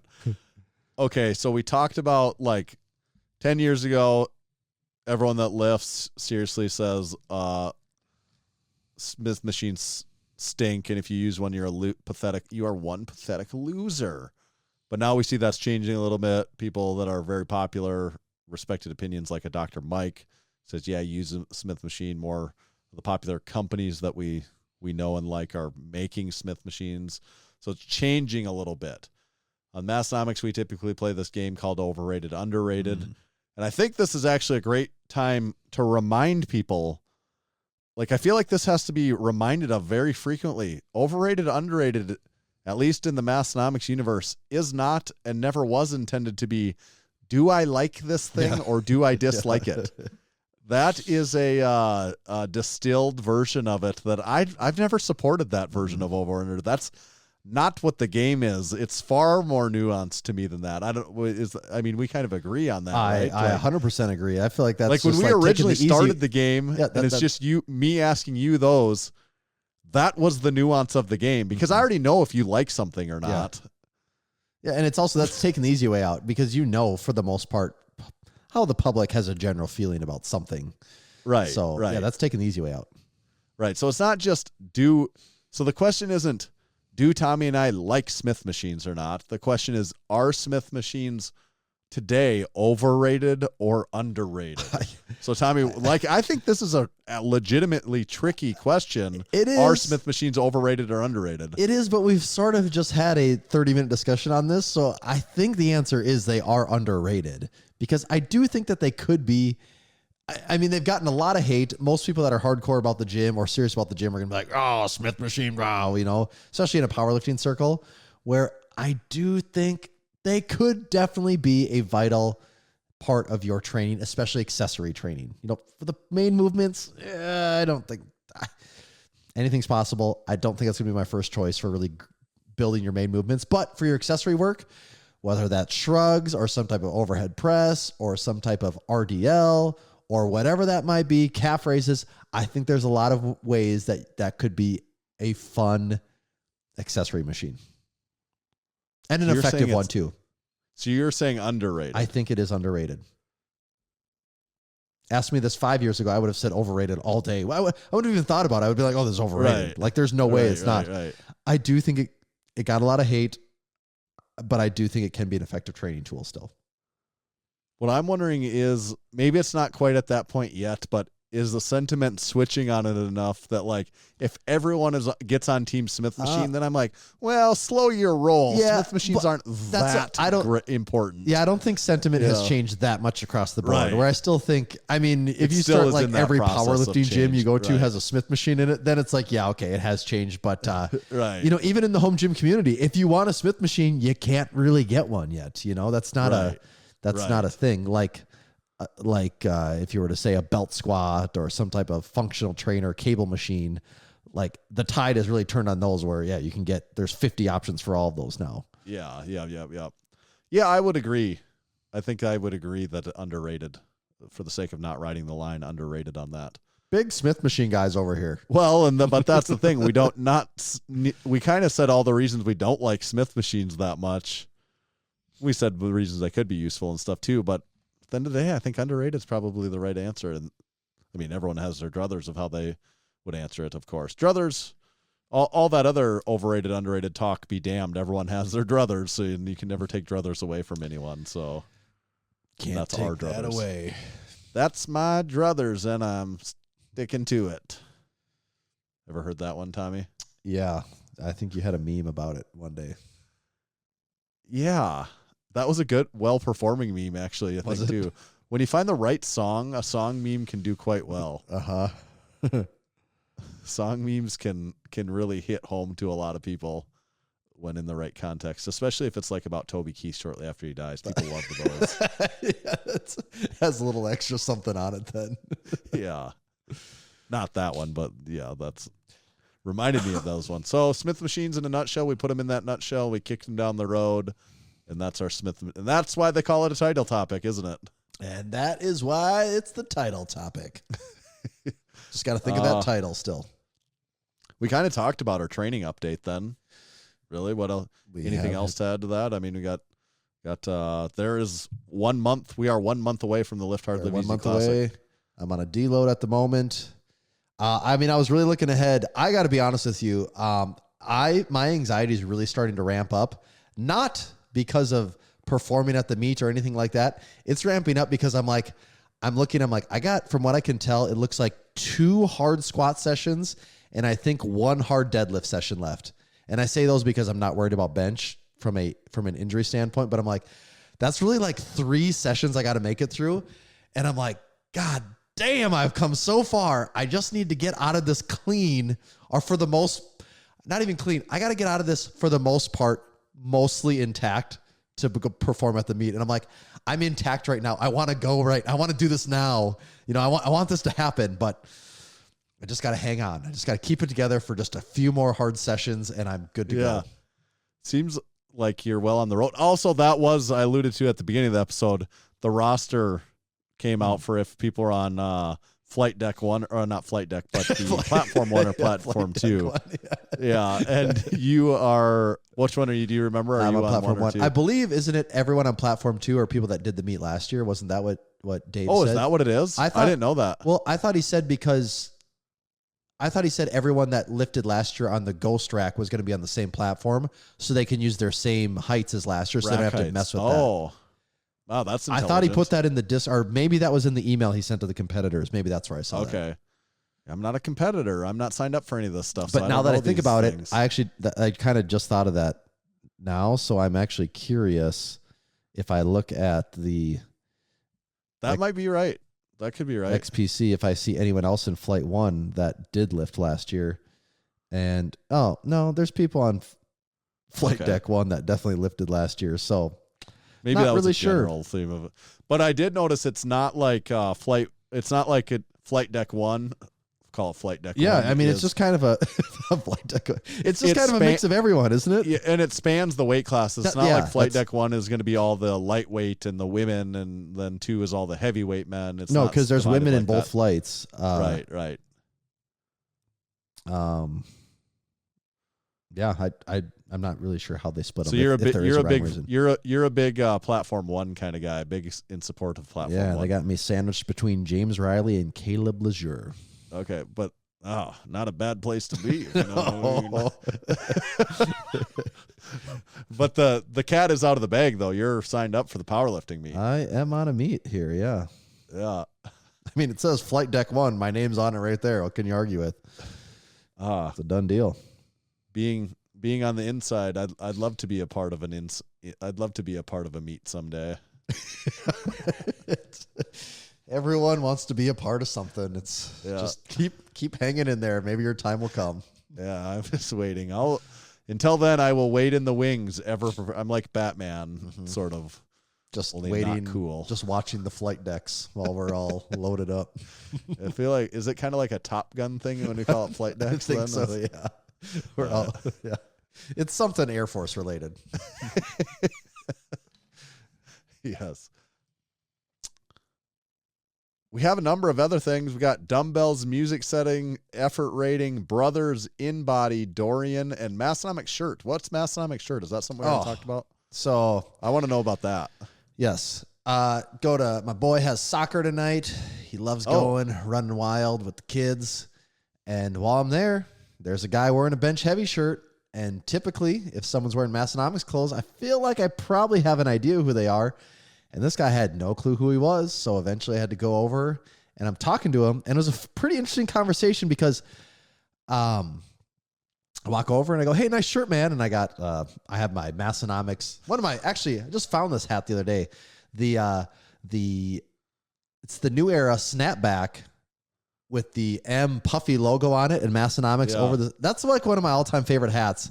And I forgot. Is it just the black and black? Yep, with white? just black with the white embroidery. And I forgot I had one that I had just like worn so much. It was so grimy. And we did a run of them probably a year or two ago. And I've sort of just had this one stashed away. And so this one is like mint. It's so fresh. So nice. So I've been wearing that a lot. It'd be nice if we had some snapback hats someday that people could get. Just who knows? Another one for the wish list, right? Yep. And so I got the gym tee on. I got the snapback hat, and I go up to him like, "Nice shirt, man." He's like, "Oh, thanks. I like your stuff too." And I'm like, and I start talking, and he kind of makes his face, and I'm like, "Yeah, actually, I'm one of the guys that makes it." He's like, "Oh yeah, I recognize your voice." And I go, "Oh, so you listen to the podcast?" And he goes, "Yeah, off and on." And so I'm talking to him, and we're just kind of chatting about some things, and then I ask him what gym he goes to, and he goes, "I'm actually in the process of opening a gym in town here." Oh, really? "Oh, really?" And he goes, "Yeah." And I'm gonna butcher the name. Is it Los Campones? Is that what it is? Oh, that was dang it, I know his name. I'm just drawing. So is it Casey or am I? Yeah. Okay. Yes, it's Casey. That's who it is. Yes. And I know his last name too. I just can't think. Okay, so you've talked to him before, or? I've competed with him before. Oh, you have? Actually, like he did the State Fair Strongman. Oh, really? One year, like probably in like 2014. Okay. Or 2015. And he did I won South Dakota's Strongest Man, hosted by Tim Feathers in Sioux Falls in like 2018 or 17. In 2017, I think. And he did that too. Okay. So I've competed with him a couple times. Okay. Casey Rain. There you go. Casey Yes, Rain. yes. Or is it Ron? Oh, maybe that's actually it. I don't know. I always say Rain in my head. Yeah, I asked him his last name right at the end. I think. Oh, I actually probably have been saying his last name wrong in my head for 10 years. Yeah, I don't think it was Rain, but I could be wrong there. But anyways, so talk to him. So he said opening this gym. Another interesting thing, did not realize. So this gym, they have a bunch of them in the cities, the Twin Cities area. Yes, I think it's a cool gym. And I'm looking him up. Yeah, really cool gym. And I also didn't realize that the guy that's running these kind of has a Millbank connection as well. Oh, I think he's a few years younger than me. Very, very. Just the whole thing was like so weird. Like how this keeps tying back to like people and stuff that I sort of know. So it was an interesting conversation. He made it sound like the gym would be opening. He might have been in your last powerlifting meet too. Oh, could have been, yeah. In Sioux Falls. Could have. Hosted by Jonah Leo. I think he was. Surprised me.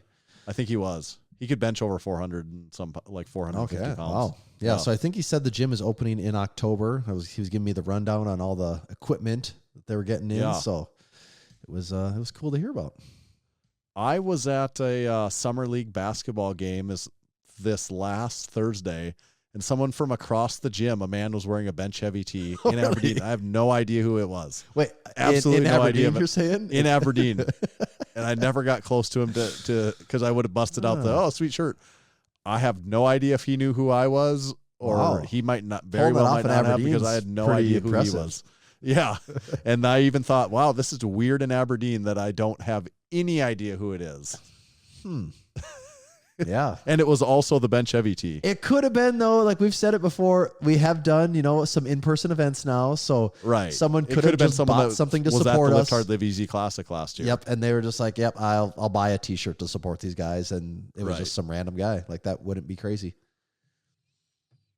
Should we go through, as long as we talked about the rest of it, I wonder if we should talk about this in-body thing that we both did at Big Nathan and Appy's home gym. Okay, so they had an in-body. Kind of ties into this other stuff. Yeah, what do you call it? An in-body scale, an in-body scanner? What? I guess what's the formal term here? Yeah, either of those kind of make sense to me. Because they used to have a supplement store, and they had one of these in-body machines.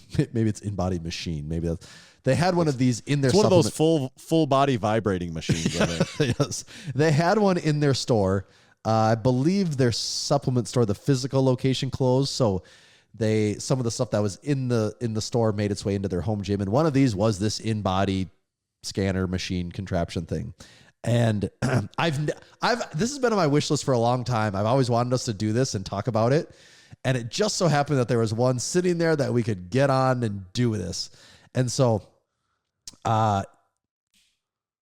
it gives you a quick readout. So you stand on so people that don't know, it's just basically like a scale you stand on. And it has a monitor that comes up from it that has, a readout with some things. And there's two handles that you grab. So you go on this thing barefoot. I'm assuming it scans something through your feet and then also through your hands. And it takes like a minute. And then when you're done, it gives you a readout. On the screen, the readout just has, what are the things on this? On the screen, it has your weight. My picture's cut off. Skeletal muscle mass. % body fat, and then ECW/TBW. Yeah. Okay. So there's a lot of things there. It gives you those on and then you can also download their app, because when you weigh yourself, you have to put in your phone number, and then it automatically makes an account for you. So it gives you these quick readings there, but if you have the app, it gives you a way more in-depth thing. And so I did download the app. We'll go through what our readings were, and then I'll talk about some of the more in-depth ones that I have from the app. But first of all, Tanner, should I just read my numbers and we can just compare the two of ours right away? Yeah. And so, Big Nathan did it first. He actually does it in the gym tour video. Actually, you see him do the thing. Mm-hmm. So right off the bat, so you have to put in your weight and height. Or sorry, you don't put in your weight; it weighs you. But you have to put in your age and height. But age, height, so I am at please. I am 6'1" and I weighed 212.3 pounds. 212.3 pounds. We were wearing our shirts and shorts. Yes, and we had I think several things that were working against us. Is that we had just gotten done working out. During that workout, I'd consumed like probably over 40 ounces of water. We were in a garage, which I don't think is prime environment for the in-body machine, is to have that much water before doing it, sloshing around. But yeah, so anyways, for this weigh-in, I was 212 pounds. What did you weigh, Tanner? 254. Oh, someone's busting the weight class open there. Yeah, that is a decent bit above my morning weigh-in weight, but that's kind of normal. And I had, between my pre-workout and my a lot. It was a garage, we were sweating. We had a lot of liquid. And our clothes is probably almost a pound, actually. Between a shirt and shorts, it's about a pound there. So it makes sense. I think I'm a little lighter than that, but it makes sense why it weighed in there. Mm-hmm. Next one on the list was the skeletal muscle mass. The way I read this is how many pounds of actual muscle you have, right? I think so. So that's what it's trying to determine. I came in at 102.3 pounds. What did you have, Tanner? 122.4. So 20 pounds difference. 20 pounds more of muscle than me. And so another interesting thing here is Nathan. I believe Nathan said... He was like 20 less, wasn't he? I thought he was like 90 pounds of skeletal muscle, wasn't he? And like he weighed 180 or just under 180. Yeah. And he had 90 pounds. So like already what's funny about that though is I'm closer in height to you than I am to Nathan. Nathan's, I don't know, maybe 5'8"-ish, something 5'8", about like that. But just what's interesting is the way that actually manifests. If you're to look, so Nathan's at 90 pounds of muscle. This says I'm at 102. It says you're at 122. So I'm 10 more than him. You're 20 more than me. But the way that actually expresses is, as far as powerlifting goes, Nathan is significantly stronger than me. You know, like his total will be, he was saying he was hoping for like got a huge deadlift, like a 1550 total. Yes. Yeah, and that does carry a lot of it, is that. But it is just funny that on paper, this says I have more muscle than him, but right. But you have it over 6 feet 1 inch. And yes, that is, so that's where it's not to my advantage either. And then also, just because you have the muscle, again, doesn't mean that you're strong either. Like, you can have more muscle than someone and not have the technique or the ability to express that strength in the same more way. interesting comparison would be someone of the same height, though, because you having that extra muscle mass over an additional 5 or 6 inches of height really is a big difference, though. yeah. Right. Like, that doesn't work in someone's favor for strength. Like, your muscle mass being separated over that, that additional doesn't help you in comparison to him. Yes, very true. Very true. And then this last one on the list, I don't know what ECW, TBW. Yeah, what actually is that? I don't know for sure. Maybe a little Google. ECW, that's, I think, a wrestling federation. Extreme Championship Wrestling.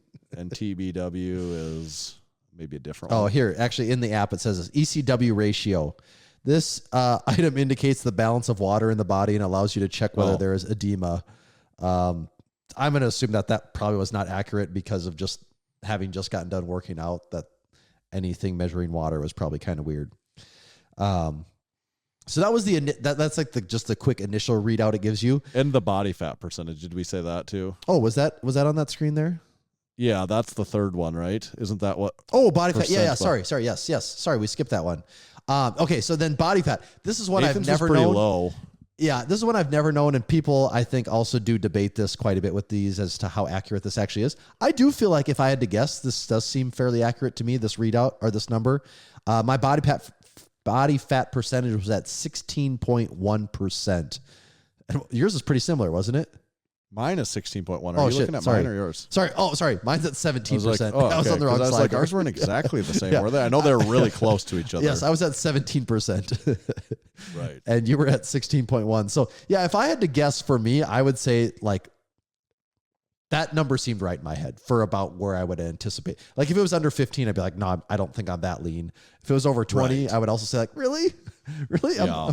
I'm there, but 17 seemed right in my head.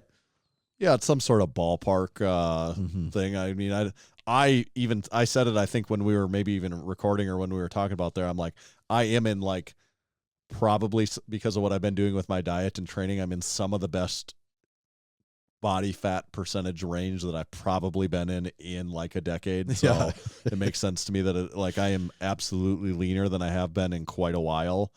So that kind of makes sense. And just a note on the accuracy, like, I don't, like, I'm sure everyone's like, oh, those aren't accurate, and they're probably not. But even what I said to Nathan, I guess what you could notice though is trends. Like, if you start to see like, it went up and I thought I was gaining, I thought I've been gaining fat, and it goes like, you'd be able to tell on something on the trends. It's the same thing as like your scale at home. It might not be accurate, but if you get on it first thing every morning, at least it's consistently wrong. So you know what way it's going. So you understand, like, if things are going up or going down, that it probably means something. Mm-hmm.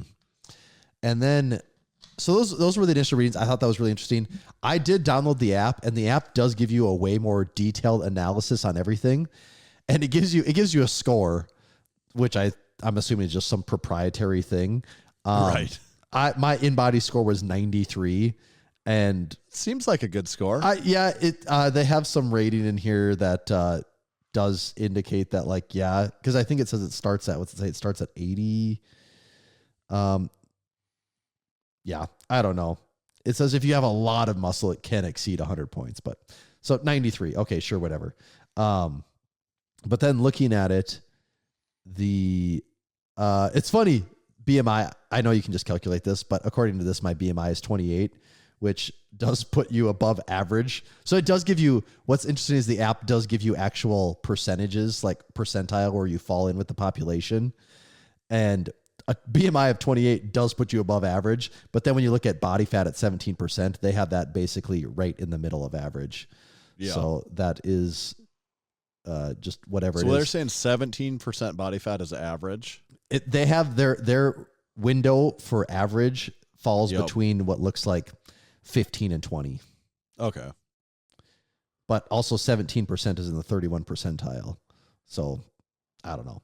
Make of that what you will. What was interesting, though, is the percentile for skeletal muscle mass. 102 pounds is well above average there. I'm in the 90 percentile on that one. Oh, well, that's good news. Oh, yeah. So you have to be like in the 95 or 96 percentile, if not more, I would guess. Right. Also, that's just being bigger. I was going to say being bigger gives you the obviously, advantage. that's obvious. Like, that's a weird thing to say, but the taller you're going to be which does make sense because also being taller is rarer too, though. Like, right. Just already, if you were to say 6'3" on up, what is that? Is that in the 95 percentile already? Right, you know? Right. So then it does make sense, though, that, you can pack on more muscle when you are larger because you have the body to accommodate it. And then final thing I'll just say is it gives you this segmental analysis where it gives you a breakdown of your left arm, left leg, right leg, and trunk. Yeah, that's you were telling me that, yeah. And what I thought was really interesting is, so looking at your lean body mass, like it's saying my left arm, 10.76 pounds of muscle, right arm, 10.5 pounds of muscle, left leg, 26.1 pounds of muscle, right leg, 25 and 3/4 pounds of muscle. So all those are within like a half a pound of each other, just about, or less. They're very similar. Trunk. So actually, I'm not even sure that's muscle. This is just lean body mass. Does that mean muscle? I don't even know what that actually means. Lean body mass. My trunk, though, 77 pounds in my trunk, which seems like a lot of weight. And then when I go to fat, so for my right leg, it says 4.6 pounds of fat. Left leg, 4.6 pounds of fat. Both arms, 1.5 pounds of fat. And in my head, I'm thinking like, yeah, I think my arms and legs are both pretty lean. Like, I don't really actually think I have any. I've actually always thought I've had very lean legs and arms, and this confirms that. But then when I go to my trunk, it says 20.7 pounds of fat. And maybe that's just where it's all at, man. I got sure that my fat number. trunk. I mean, my number there would definitely be higher. I mean, my body weight is 40 pounds higher. I'm sure it's almost all comes in the trunk. Well, but I mean, your legs and arms your arms definitely, they're bigger than mine, so they definitely weigh more than mine. But do they weigh 5 more pounds each? That seems like a lot, doesn't it? Yeah, especially on the arm. Like it's weird to think like, what does your arm weigh? You can't because you're holding it up. I know. Within your. It didn't say how much fat was on my head in here either, though. Maybe that falls under the trunk category. I wonder what Dimitar would score on that one. It actually, the machine just malfunctions because it needs to make a head category. Yeah. And that's about, it gives you like this some other like characterizations and some other things. But as far as the interesting parts, I thought that those covered it pretty well. So first in-body scan, I thought it was cool. I thought it was kind of fun. We're big in-body scan guys. Real now. big in-body guys over here. And you do use your phone number as your ID number, so then like anytime you use it, like that's all. Yeah, it just keeps a log in the apps. Yeah, right. so you just have a record, which, I mean, there's That's probably cool. some really weird. I'm sure they have really terrible privacy laws, and they're probably like selling off your data to advertisers. So people, what's advertisers, a little more for me at this point? Advertisers already know, or now know exactly my body weight ratio and some other things about me. But I guess that's just the world we live in. It kind of is the world that we live in. The world we live in also includes some really nice websites. I was just checking out thestrength.co. They're one of the sponsors of today's episodes. And, that is a nice website.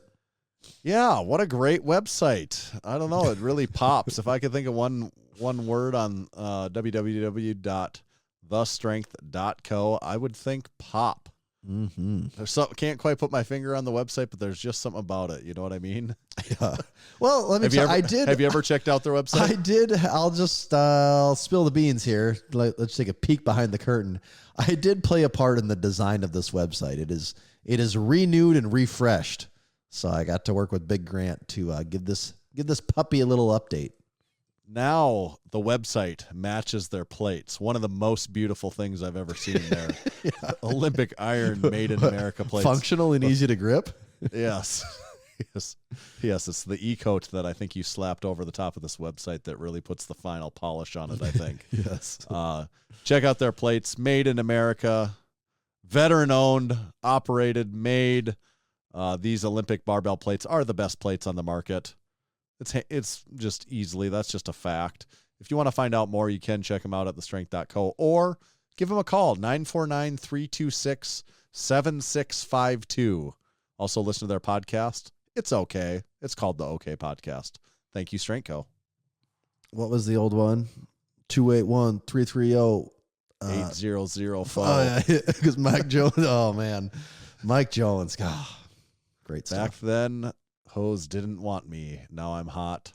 Hose up all on me. Something like that. Like that's on fairly steady rotation on the Massenomics Gym podcast, isn't it? On the iPods. You know, I gotta say, a lot of the iPods seems like they're taking a shit. Are they? Like, I feel like almost none of them work now. I don't know if I'm.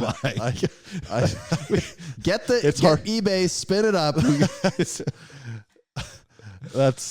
But the thing about the iPods is you can't game the system and add new music. It needs to be whatever was on the iPod. That is so the problem. Need, that is actually the problem. Is that you would like, have I don't want to updated music on iPods. I want like period specific music on these iPods that was curated by a former gym member like 10 to 20 years ago. It's the closest you get to a book of CDs in there, isn't it? Right. So I don't know. Maybe I'm just not knowing how to. One of them, it's one of the touches. Where it has the touches, screen. those aren't built to the same standard as that nice clicky wheel one. But the touches, one of them, the screen doesn't like change, but if you know where the buttons should be, you can still press it in the spot to get it to work. Okay. And I don't know, the click wheel ones, like half of the click wheel ones aren't working either. Did you know there's like a whole thing of people online? I've seen, I don't know how this popped up in my YouTube feed, of people that will buy old iPod touches. Like there's certain generations you can buy, and they basically do like a resto mod on them where they add in Bluetooth. You know, they're getting the ones with the click wheel, but they'll go in and they'll add in Bluetooth. They'll put a new solid state drive in it. Right. So it's all updated, but at its core, it is an iPod touch. It seems ridiculous. It does seem so, but I don't dislike it. But it can, they are onto something there. Yeah. It's that bit of nostalgia, just that yearning for something from the past. Yeah. I'm not going to hate. And this episode is also, did that finish out the Strength Co ad? I didn't know if I cut that short. No, I think that's it. Okay. This episode is also brought to you by Swisslink. Tanner, do you have a live update for us on your fuel can? Fuel can, the bag has been secured and it's filled with fuel. Oh, yeah. I got to say, it is the heaviest duty. It is the most significant fuel can I've ever owned.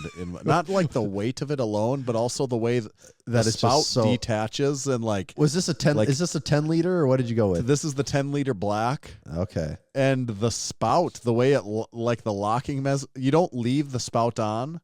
I mean, you suppose you could, but you take the spout off. Does it seal in? Is that, or does it lock shut? It seals. Yeah, it seals back shut. Yep, and like this thing would be very transportable. That's why they say leak proof right there. Yeah, definitely leak proof. Definitely leak proof. Wow. So if you're curious, about what we're talking about here, this is the Wavian gas can from Swisslink. Right away, I'll say it. It's on here. If you live in California, this is not available to you. So in the other 49 states, though, if you want to get in on this quality gas can, know what Tanner's talking about. Half the people still listening are that are listening live are from California. That's why I had to get it out there because we do have a lot of California listeners at the moment. Yes, that is an important message here. These leak-proof steel fuel cans come directly from the same manufacturer that has supplied many NATO countries for over 75 years and are the highest quality jerry cans on the market today. Rigorously tested, they boast a number of features: 0.9 millimeter steel walls, rust-proof interior, and a breathable internal pipe for splash-proof pour-in.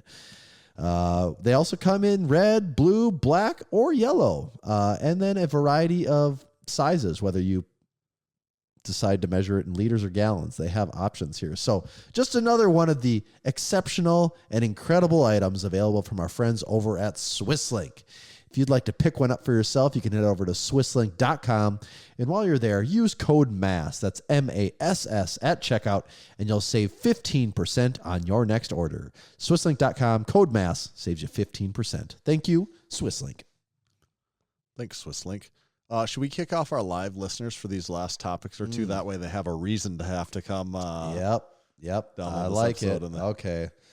Let me. Also, I am just sick of these guys. And is there any gals on right now? No, I'm sick of these guys. Yeah. They gots to go. They ain't got to go home, but they can't stay here. That's what I always say. Put Supersonic on. Get it going. Okay, then what was it? There was just something I wanted to mention. Oh, House of the Dragon came out. Big House of the Dragon guy, Tommy. You been keeping up on your I Game would of like to Thrones? watch that show though. I was not in a hurry to watch it because. So this is season 2, correct? Season 2, Yeah. First episode came I was out, not in a hurry to watch it because, like the last time I watched Game of Thrones, is once it gets going, you do not want to wait around, and so I know once I start it, that clock's gonna start. So I'd prefer there to be as much runway in front of me as possible. So, maybe sometime soon. Are you watching it though? Yeah. I'm watching it. I couldn't remember almost a damn thing from season 1 because that's not how I watch things. Is like I don't want to wait a year to start watching again. But I have absolutely no time to rewatch season 1, so I'm like, I'm just going. That's how you got to do the and YouTube video recap. So there's someone out there with a 10-minute video that brings you up to speed.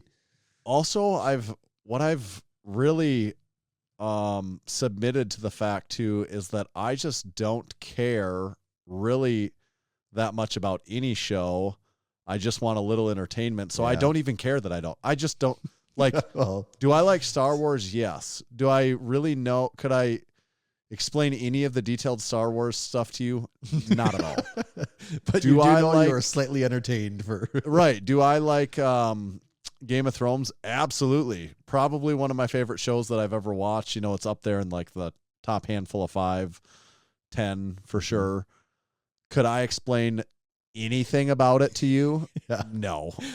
No. The more I think about it, because I watched it all, a couple years ago, and I just think, man, I would have such a hard time explaining actually what took place now if I had to do that. Right. Like even this House of the Dragon one, the episode I watched last night, they all have the same name. Like there's like 30 characters that all look kind of the same and kind of have the same name. And I just give up. I'm like, no, I'm not pausing it to do homework. Mm-hmm. I am just watching this, and whatever I figure out, that's fine. Whatever I don't figure out, I also don't care.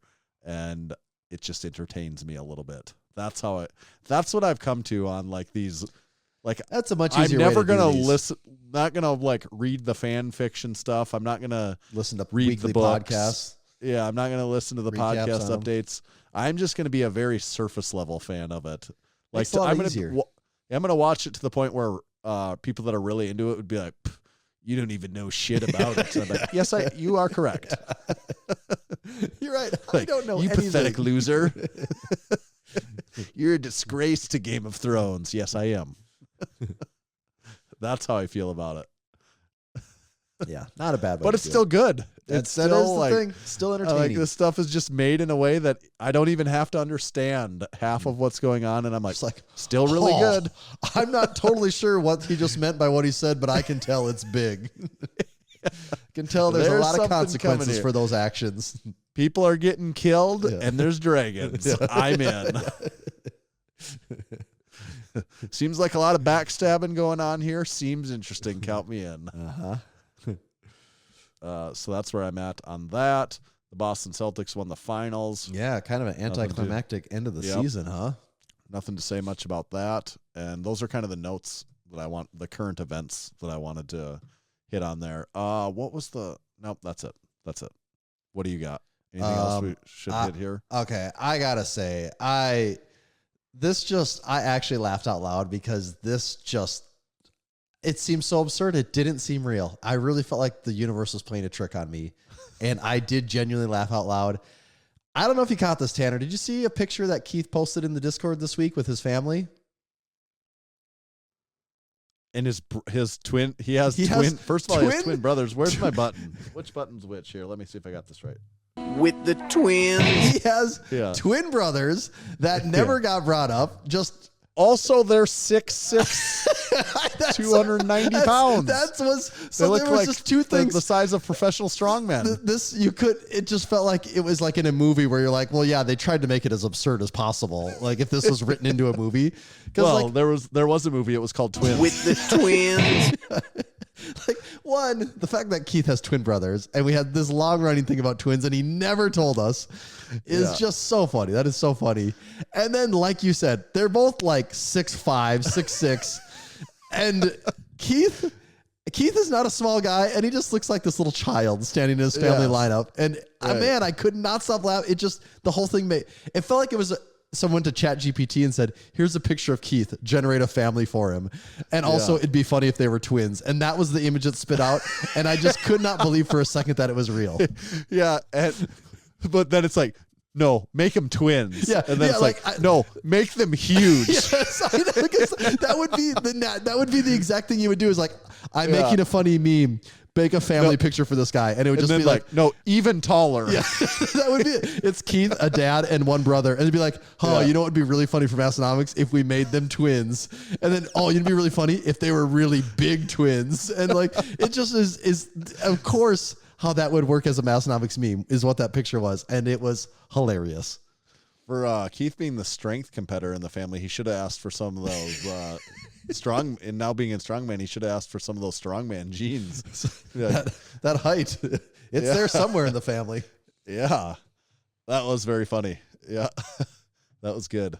It just felt like the universe was playing some crazy trick on us there. It was, I loved it.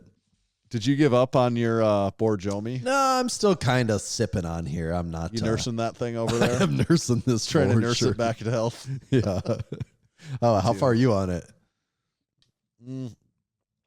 Pretty much the same. I think. I'm kind of between the two labels, and that's. Yeah, I think you got me beat. Even it's a sipping drink, I would say. It's a fine sipper.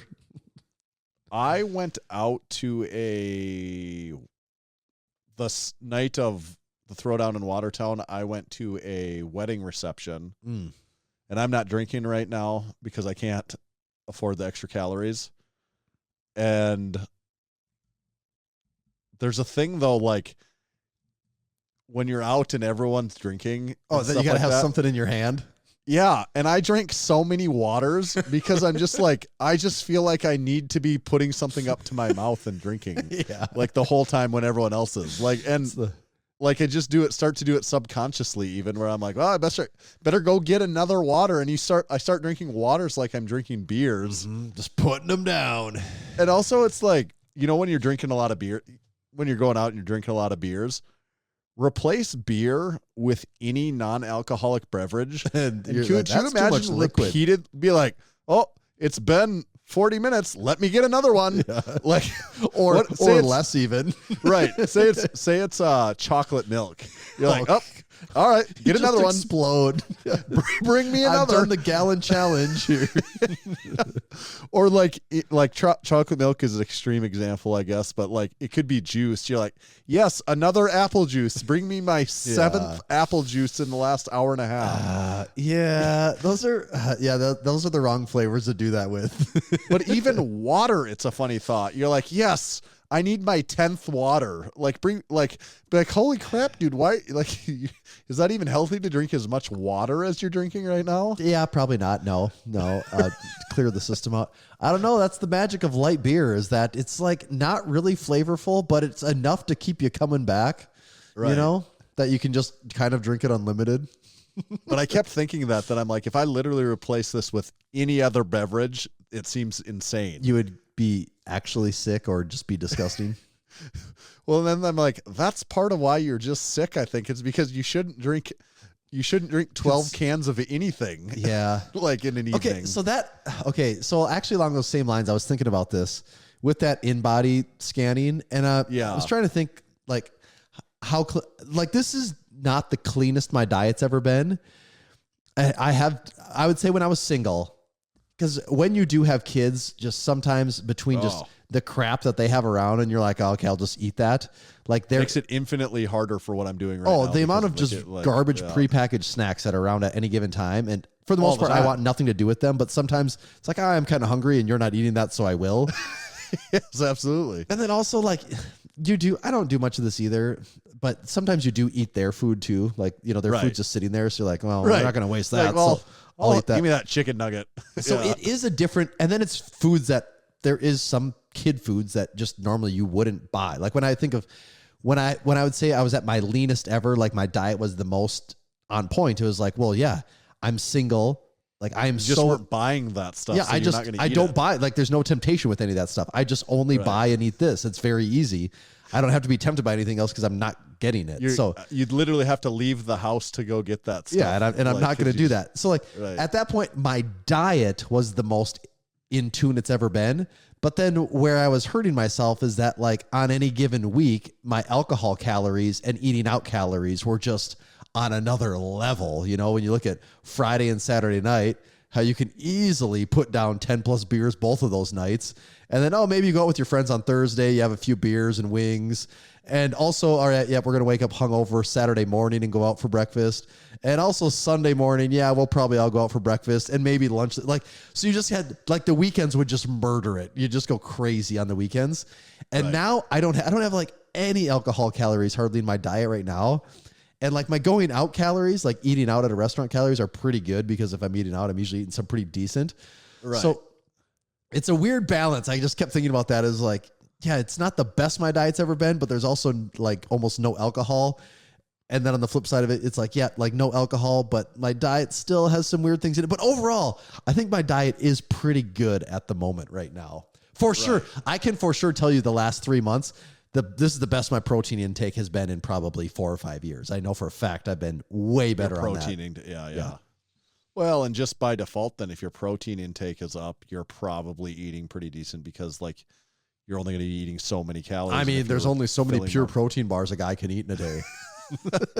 How many do you think you could eat in a day? I mean, how many could I eat in a day? Well, how many could you eat without even feeling weird? Like, could you eat 6 in a day? God, I don't. Or would you get a little sick of it? Like, if you told me, if you said like, going into the meat. I mean, I could eat, of course you could eat 6 if that was the challenge. I mean, most days I eat 2 and I actually look forward to eating both of those 2. Right, I can see that. 3 would be like, this might be getting to be a little annoying. 4 would definitely be the upper limit of where I'd ever want to go. That'd be 4 would just be like, this has kind of ruined it for me. I mean, that's what it was. 4 would ruin. That would be what I wouldn't like. Is 4 actually would ruin it for me to where I don't actually enjoy any of them now. Because then you're having one like every 3rd hour or something like that. Yeah, that's too much. Yeah, but 2 a day. I do 1 after lunch and then usually 1 later at night, like before bed. It's like dessert. It is like dessert. And they're both just, and then there's 3 flavors. So you just mix up the flavors and it just always feels fresh. That's my dessert thing right now is having a scoop of 80-20 Build Fast protein in like oat milk and water. That is my treat right now. Is it like the oat milk and water mixed together? Yeah, like just even oat milk is lower calorie than milk. And then So just to like dilute the oat milk a little bit is what the water's for. Just even like lessen the calories and like have it still be taste good to me. Like, because I don't want to eat stuff that I think is awful. I'm just trying to keep the calories like in check though. Yeah, because I'm still eating kind of a lot in a way, but it's just a very specific things. Like last night, like I do get certain cravings for things, or sometimes I just get really hungry because of the way I'm eating the way I'm eating right now. And last night I had ground beef and rice. Yeah, that was just like my meal. But you can eat so much of that and never feel hungry. But I ate so much last night, like, and I was just like, I am famished. It feels like I haven't eaten in a year. Real, you can eat like 2 pounds of that and still feel like you didn't eat though, Right. And that's kind of like, I mean, I did. Like I was like, and I was like, I cannot stop. I am just going to keep going. And like today is just going to be today. I'm going to keep going because I feel like I need this right now. Like there's, if desire this so badly right now, that means I need it for something. I do Like, wonder, like, because Stan was pushing, the vertical diet so hard for a while, which was essentially just ground beef and rice. Right. And supposedly all these strongmen were doing it. I'm like, how do you keep that? You'd have to eat 10 pounds of beef and rice a day to get the calories to maintain that, wouldn't you? I mean, yeah, you would have to eat a lot. Like, where is the other calories coming in? Especially if the beef is lean. You can get a lot of extra fat calories if you fatten up, go very fatty ground beef too. But I'm just looking here. Calories in 90-10 beef. What's in like a pound? In a pound of it, we have 1,500 calories. So not even your daily value of calories. I mean, 1,500 calories in a pound of ground beef. Yeah. But I could eat a pound of it and but a pound, you need to eat like 4 pounds a day though. Right, right. Right? I mean, don't Brian Shaw and those guys need to eat like 5 pounds of that a day? Yeah. Yeah. I mean, Brian Shaw weighs like 450 pounds, so in order to even be remote. And then how much rice? Also, how many pounds of rice you have to put down in that same time too? Yes. That's a lot. We got some good diet training and diet talk in on this episode, didn't we? Actually, back that up. I even said it wrong. 90-10. 90-10 has 150 calories and 3 ounces. Wait. Oh, yeah. Okay. Yeah, it'd still be about the same. Okay. Yeah. Got some diet talk into. One thing. Okay. Really quick thing. I was watching. I don't watch all of them, but I do occasionally like to catch up on Dr. Mike's critiques of other people's trainings, his videos on RP. I watched this one too. And yeah, he had the one where he was critiquing Dorian Yates, and he said, yeah, also check out Dorian Yates. I think it was Blood and Guts on YouTube. You can see him train for an hour straight. I'm like, I was laying around this weekend. My wife took my daughter was taking her nap. My wife had to take my son somewhere. I'm like, I have nothing going on right now. I will turn that on. So I type it in on YouTube, Dorian Yates, Blood and Guts. It only had like 1,500 views or something really low. And it's just like a early 90s, just black and white video of him training. And it does kind of make you just want to hit the gym when you want. I don't know if you went to that video at all. No, I didn't watch. I watched the Dr. Mike video, but I didn't see it. It actually is what it is it's almost like a Sam Sulik video from the early 90s. Right. Dr. Mike makes the comment of, he's like, man, you got the guy. His job is to just yell at Dorian. I mean, that's a job right there. And the whole time, like every one of them, he's like, yes, Dorian. And like they're doing flies. He's like, now we fly. Like they're going, and I'm like, and it's like, oh, this is so cool. This is just great. It's, in the Dr. Mike video, when he's pointing out the differences, say, between Dorian and his competitors, how, the others were actually far more symmetrical. Like shapely and Yeah, and all this stuff. Without watching Dr. Mike say that, if you lined up all those people and asked me to like pick out, I would never come to those conclusions myself without someone pointing. Maybe when he points it out, then I'll start to look and be like, yes, I see what he's saying. Well, but then I'm like, but do I see that like at my own naked eye without him explaining that to me? Do I understand those differences? And I'm like, I don't know if I do. What I thought, because when he said it and explained it, I was like, oh, this is so obvious. But also, I felt like the photos he used were like the most perfect photos that showed these guys. Because he was showing like Flex Wheeler and I don't even remember who else, like having the most round delts and biceps you've ever seen in your life. And he's saying how he's like, these guys are shape gods. They had the perfect genetics to give them the perfect shape. But then what was the reason? Why was Dorian so much better though then? Because he was just so much larger than all of them. He was just so much bigger. Yeah, because I think he was saying... And in condition. And also that's what he said is like Dorian Yates... I believe what he said was that Dorian Yates was the first person to have like what they call like sandpaper skin, where you're like looking at it, you don't even know what you're looking at. Muscles almost. Yeah. And he said like, Dorian Yates didn't have like the most perfectly shaped muscles like some of those guys did, but he made up for it by being just so big, the biggest person they'd ever seen at the time. Okay. And then when you watch this training video though, they got the stringer tanks on. And God, he just looks like because I'm sure in these training sessions, he's probably weighing like 280 or more. Yeah, he's huge, no doubt. Oh, he just looks enormous in these. Like the way they do it shows us this dumbbell session they're having. And what they would do is they would bring up one dumbbell on their own, and then their training partner would bring the other one to them.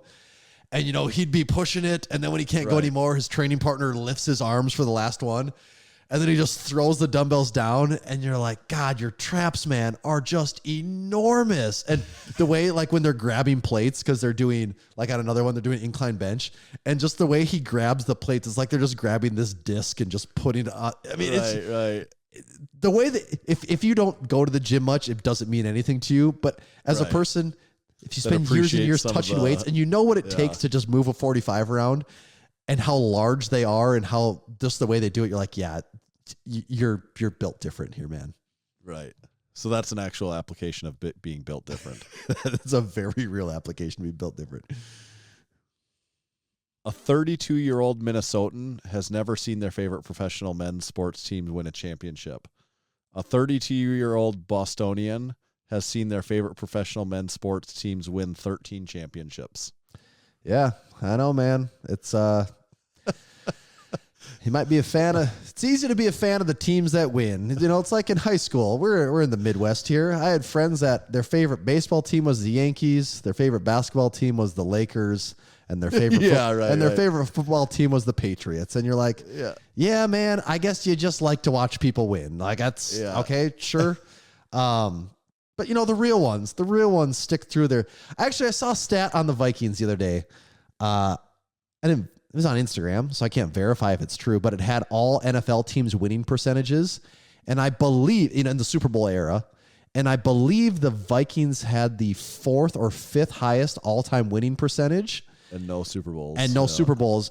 You want the next team in the list? Well, you know what they were ranked that didn't have a Super Bowl win? It was like the 20-something? No, it was, I think, like 12th on the list. Was the next team down that had 0 Super Bowl wins with like the 12th highest winning percentage. Right. And that was like, you look at the comments, because it's like, all right, number one, I think highest winning percentage all time, I believe, is the Cowboys. And what do they got? 5 Super Bowls or something. And then Patriots have to be up there. Like Patriots are in there too, whatever it was. And like, so you see the Vikings like, oh, that's weird. And then you go through the list and you're like, man, and actually the worst winning percentage of all time is Tampa Bay. And of course they also have the Yucks.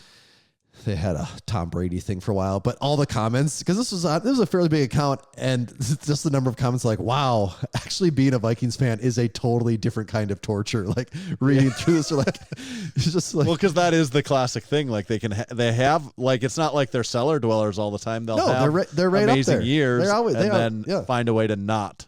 Yeah, get to the Super Bowl. It's always enough to give you hope, or just know like hope is right around the corner, but it just never turns into anything. It never does. And then you look at the T-Wolves, who have just been god awful forever, and then you look at the Twins, who haven't won anything since like 89, 90, whatever that was in there.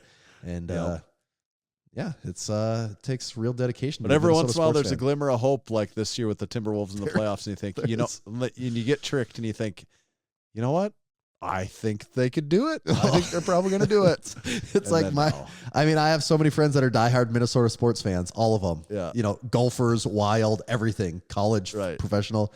And already it's like, man, JJ McCarthy is going to lead us to the promised land. It's what are you basing this off of? And it's just like, he's got to do it, man. It's got to be here one of these years. And I can't play that hope game. I'll just wait and see what happens. Right. What do you think? Should we put a bow on this one? Yeah, we probably should. All right, let's put a bow on it. We're going to put a bow on this. We got to save some stuff for episode 430. Because there still are quite a few things we have not got through here. Your music setting topic is in here for like 4+ weeks now. Do you have any curiosity of what I have a lot of curiosity about it. But at this point, I almost just want to wait one more. Yeah, we'll wait. We'll talk a little music setting next week, I think. We'll talk a little music setting. Talk a little effort rating and training load. We'll talk some dumbbells amongst oh boy, probably a whole bunch of other good stuff. Make sure to head over and subscribe to our YouTube channel. We've been putting a ton of effort into that, so we would love it if you hit the subscribe button and then check out some videos. There's got to be something in there that we've done that will interest you at this point. So if you like the podcast, feel like you'd be a fan of the YouTube channel, so please go over and check that out, and also leave us a 5-star review on Apple Podcasts if you could. That helps us out too, so please consider doing that if you never have before. And become a supporting member is the last thing I would ask. If you've been listening, you're fairly new to the scene and you like it, or maybe you've been around a long time and you want to support somehow, please consider becoming a supporting member. There's options there that are extremely affordable for anyone. And last but not least, head over to Massenomics.com, our shop. That's where you could purchase something from us. We got that drop coming later in the week, but store is fully stocked with Drink Spotter Light, Drink Spotter XL. We still have some of our Cool Beans coffee bundles available, but those are continuing to move, so that supply is dwindling. And then a whole bunch of our other popular shirts.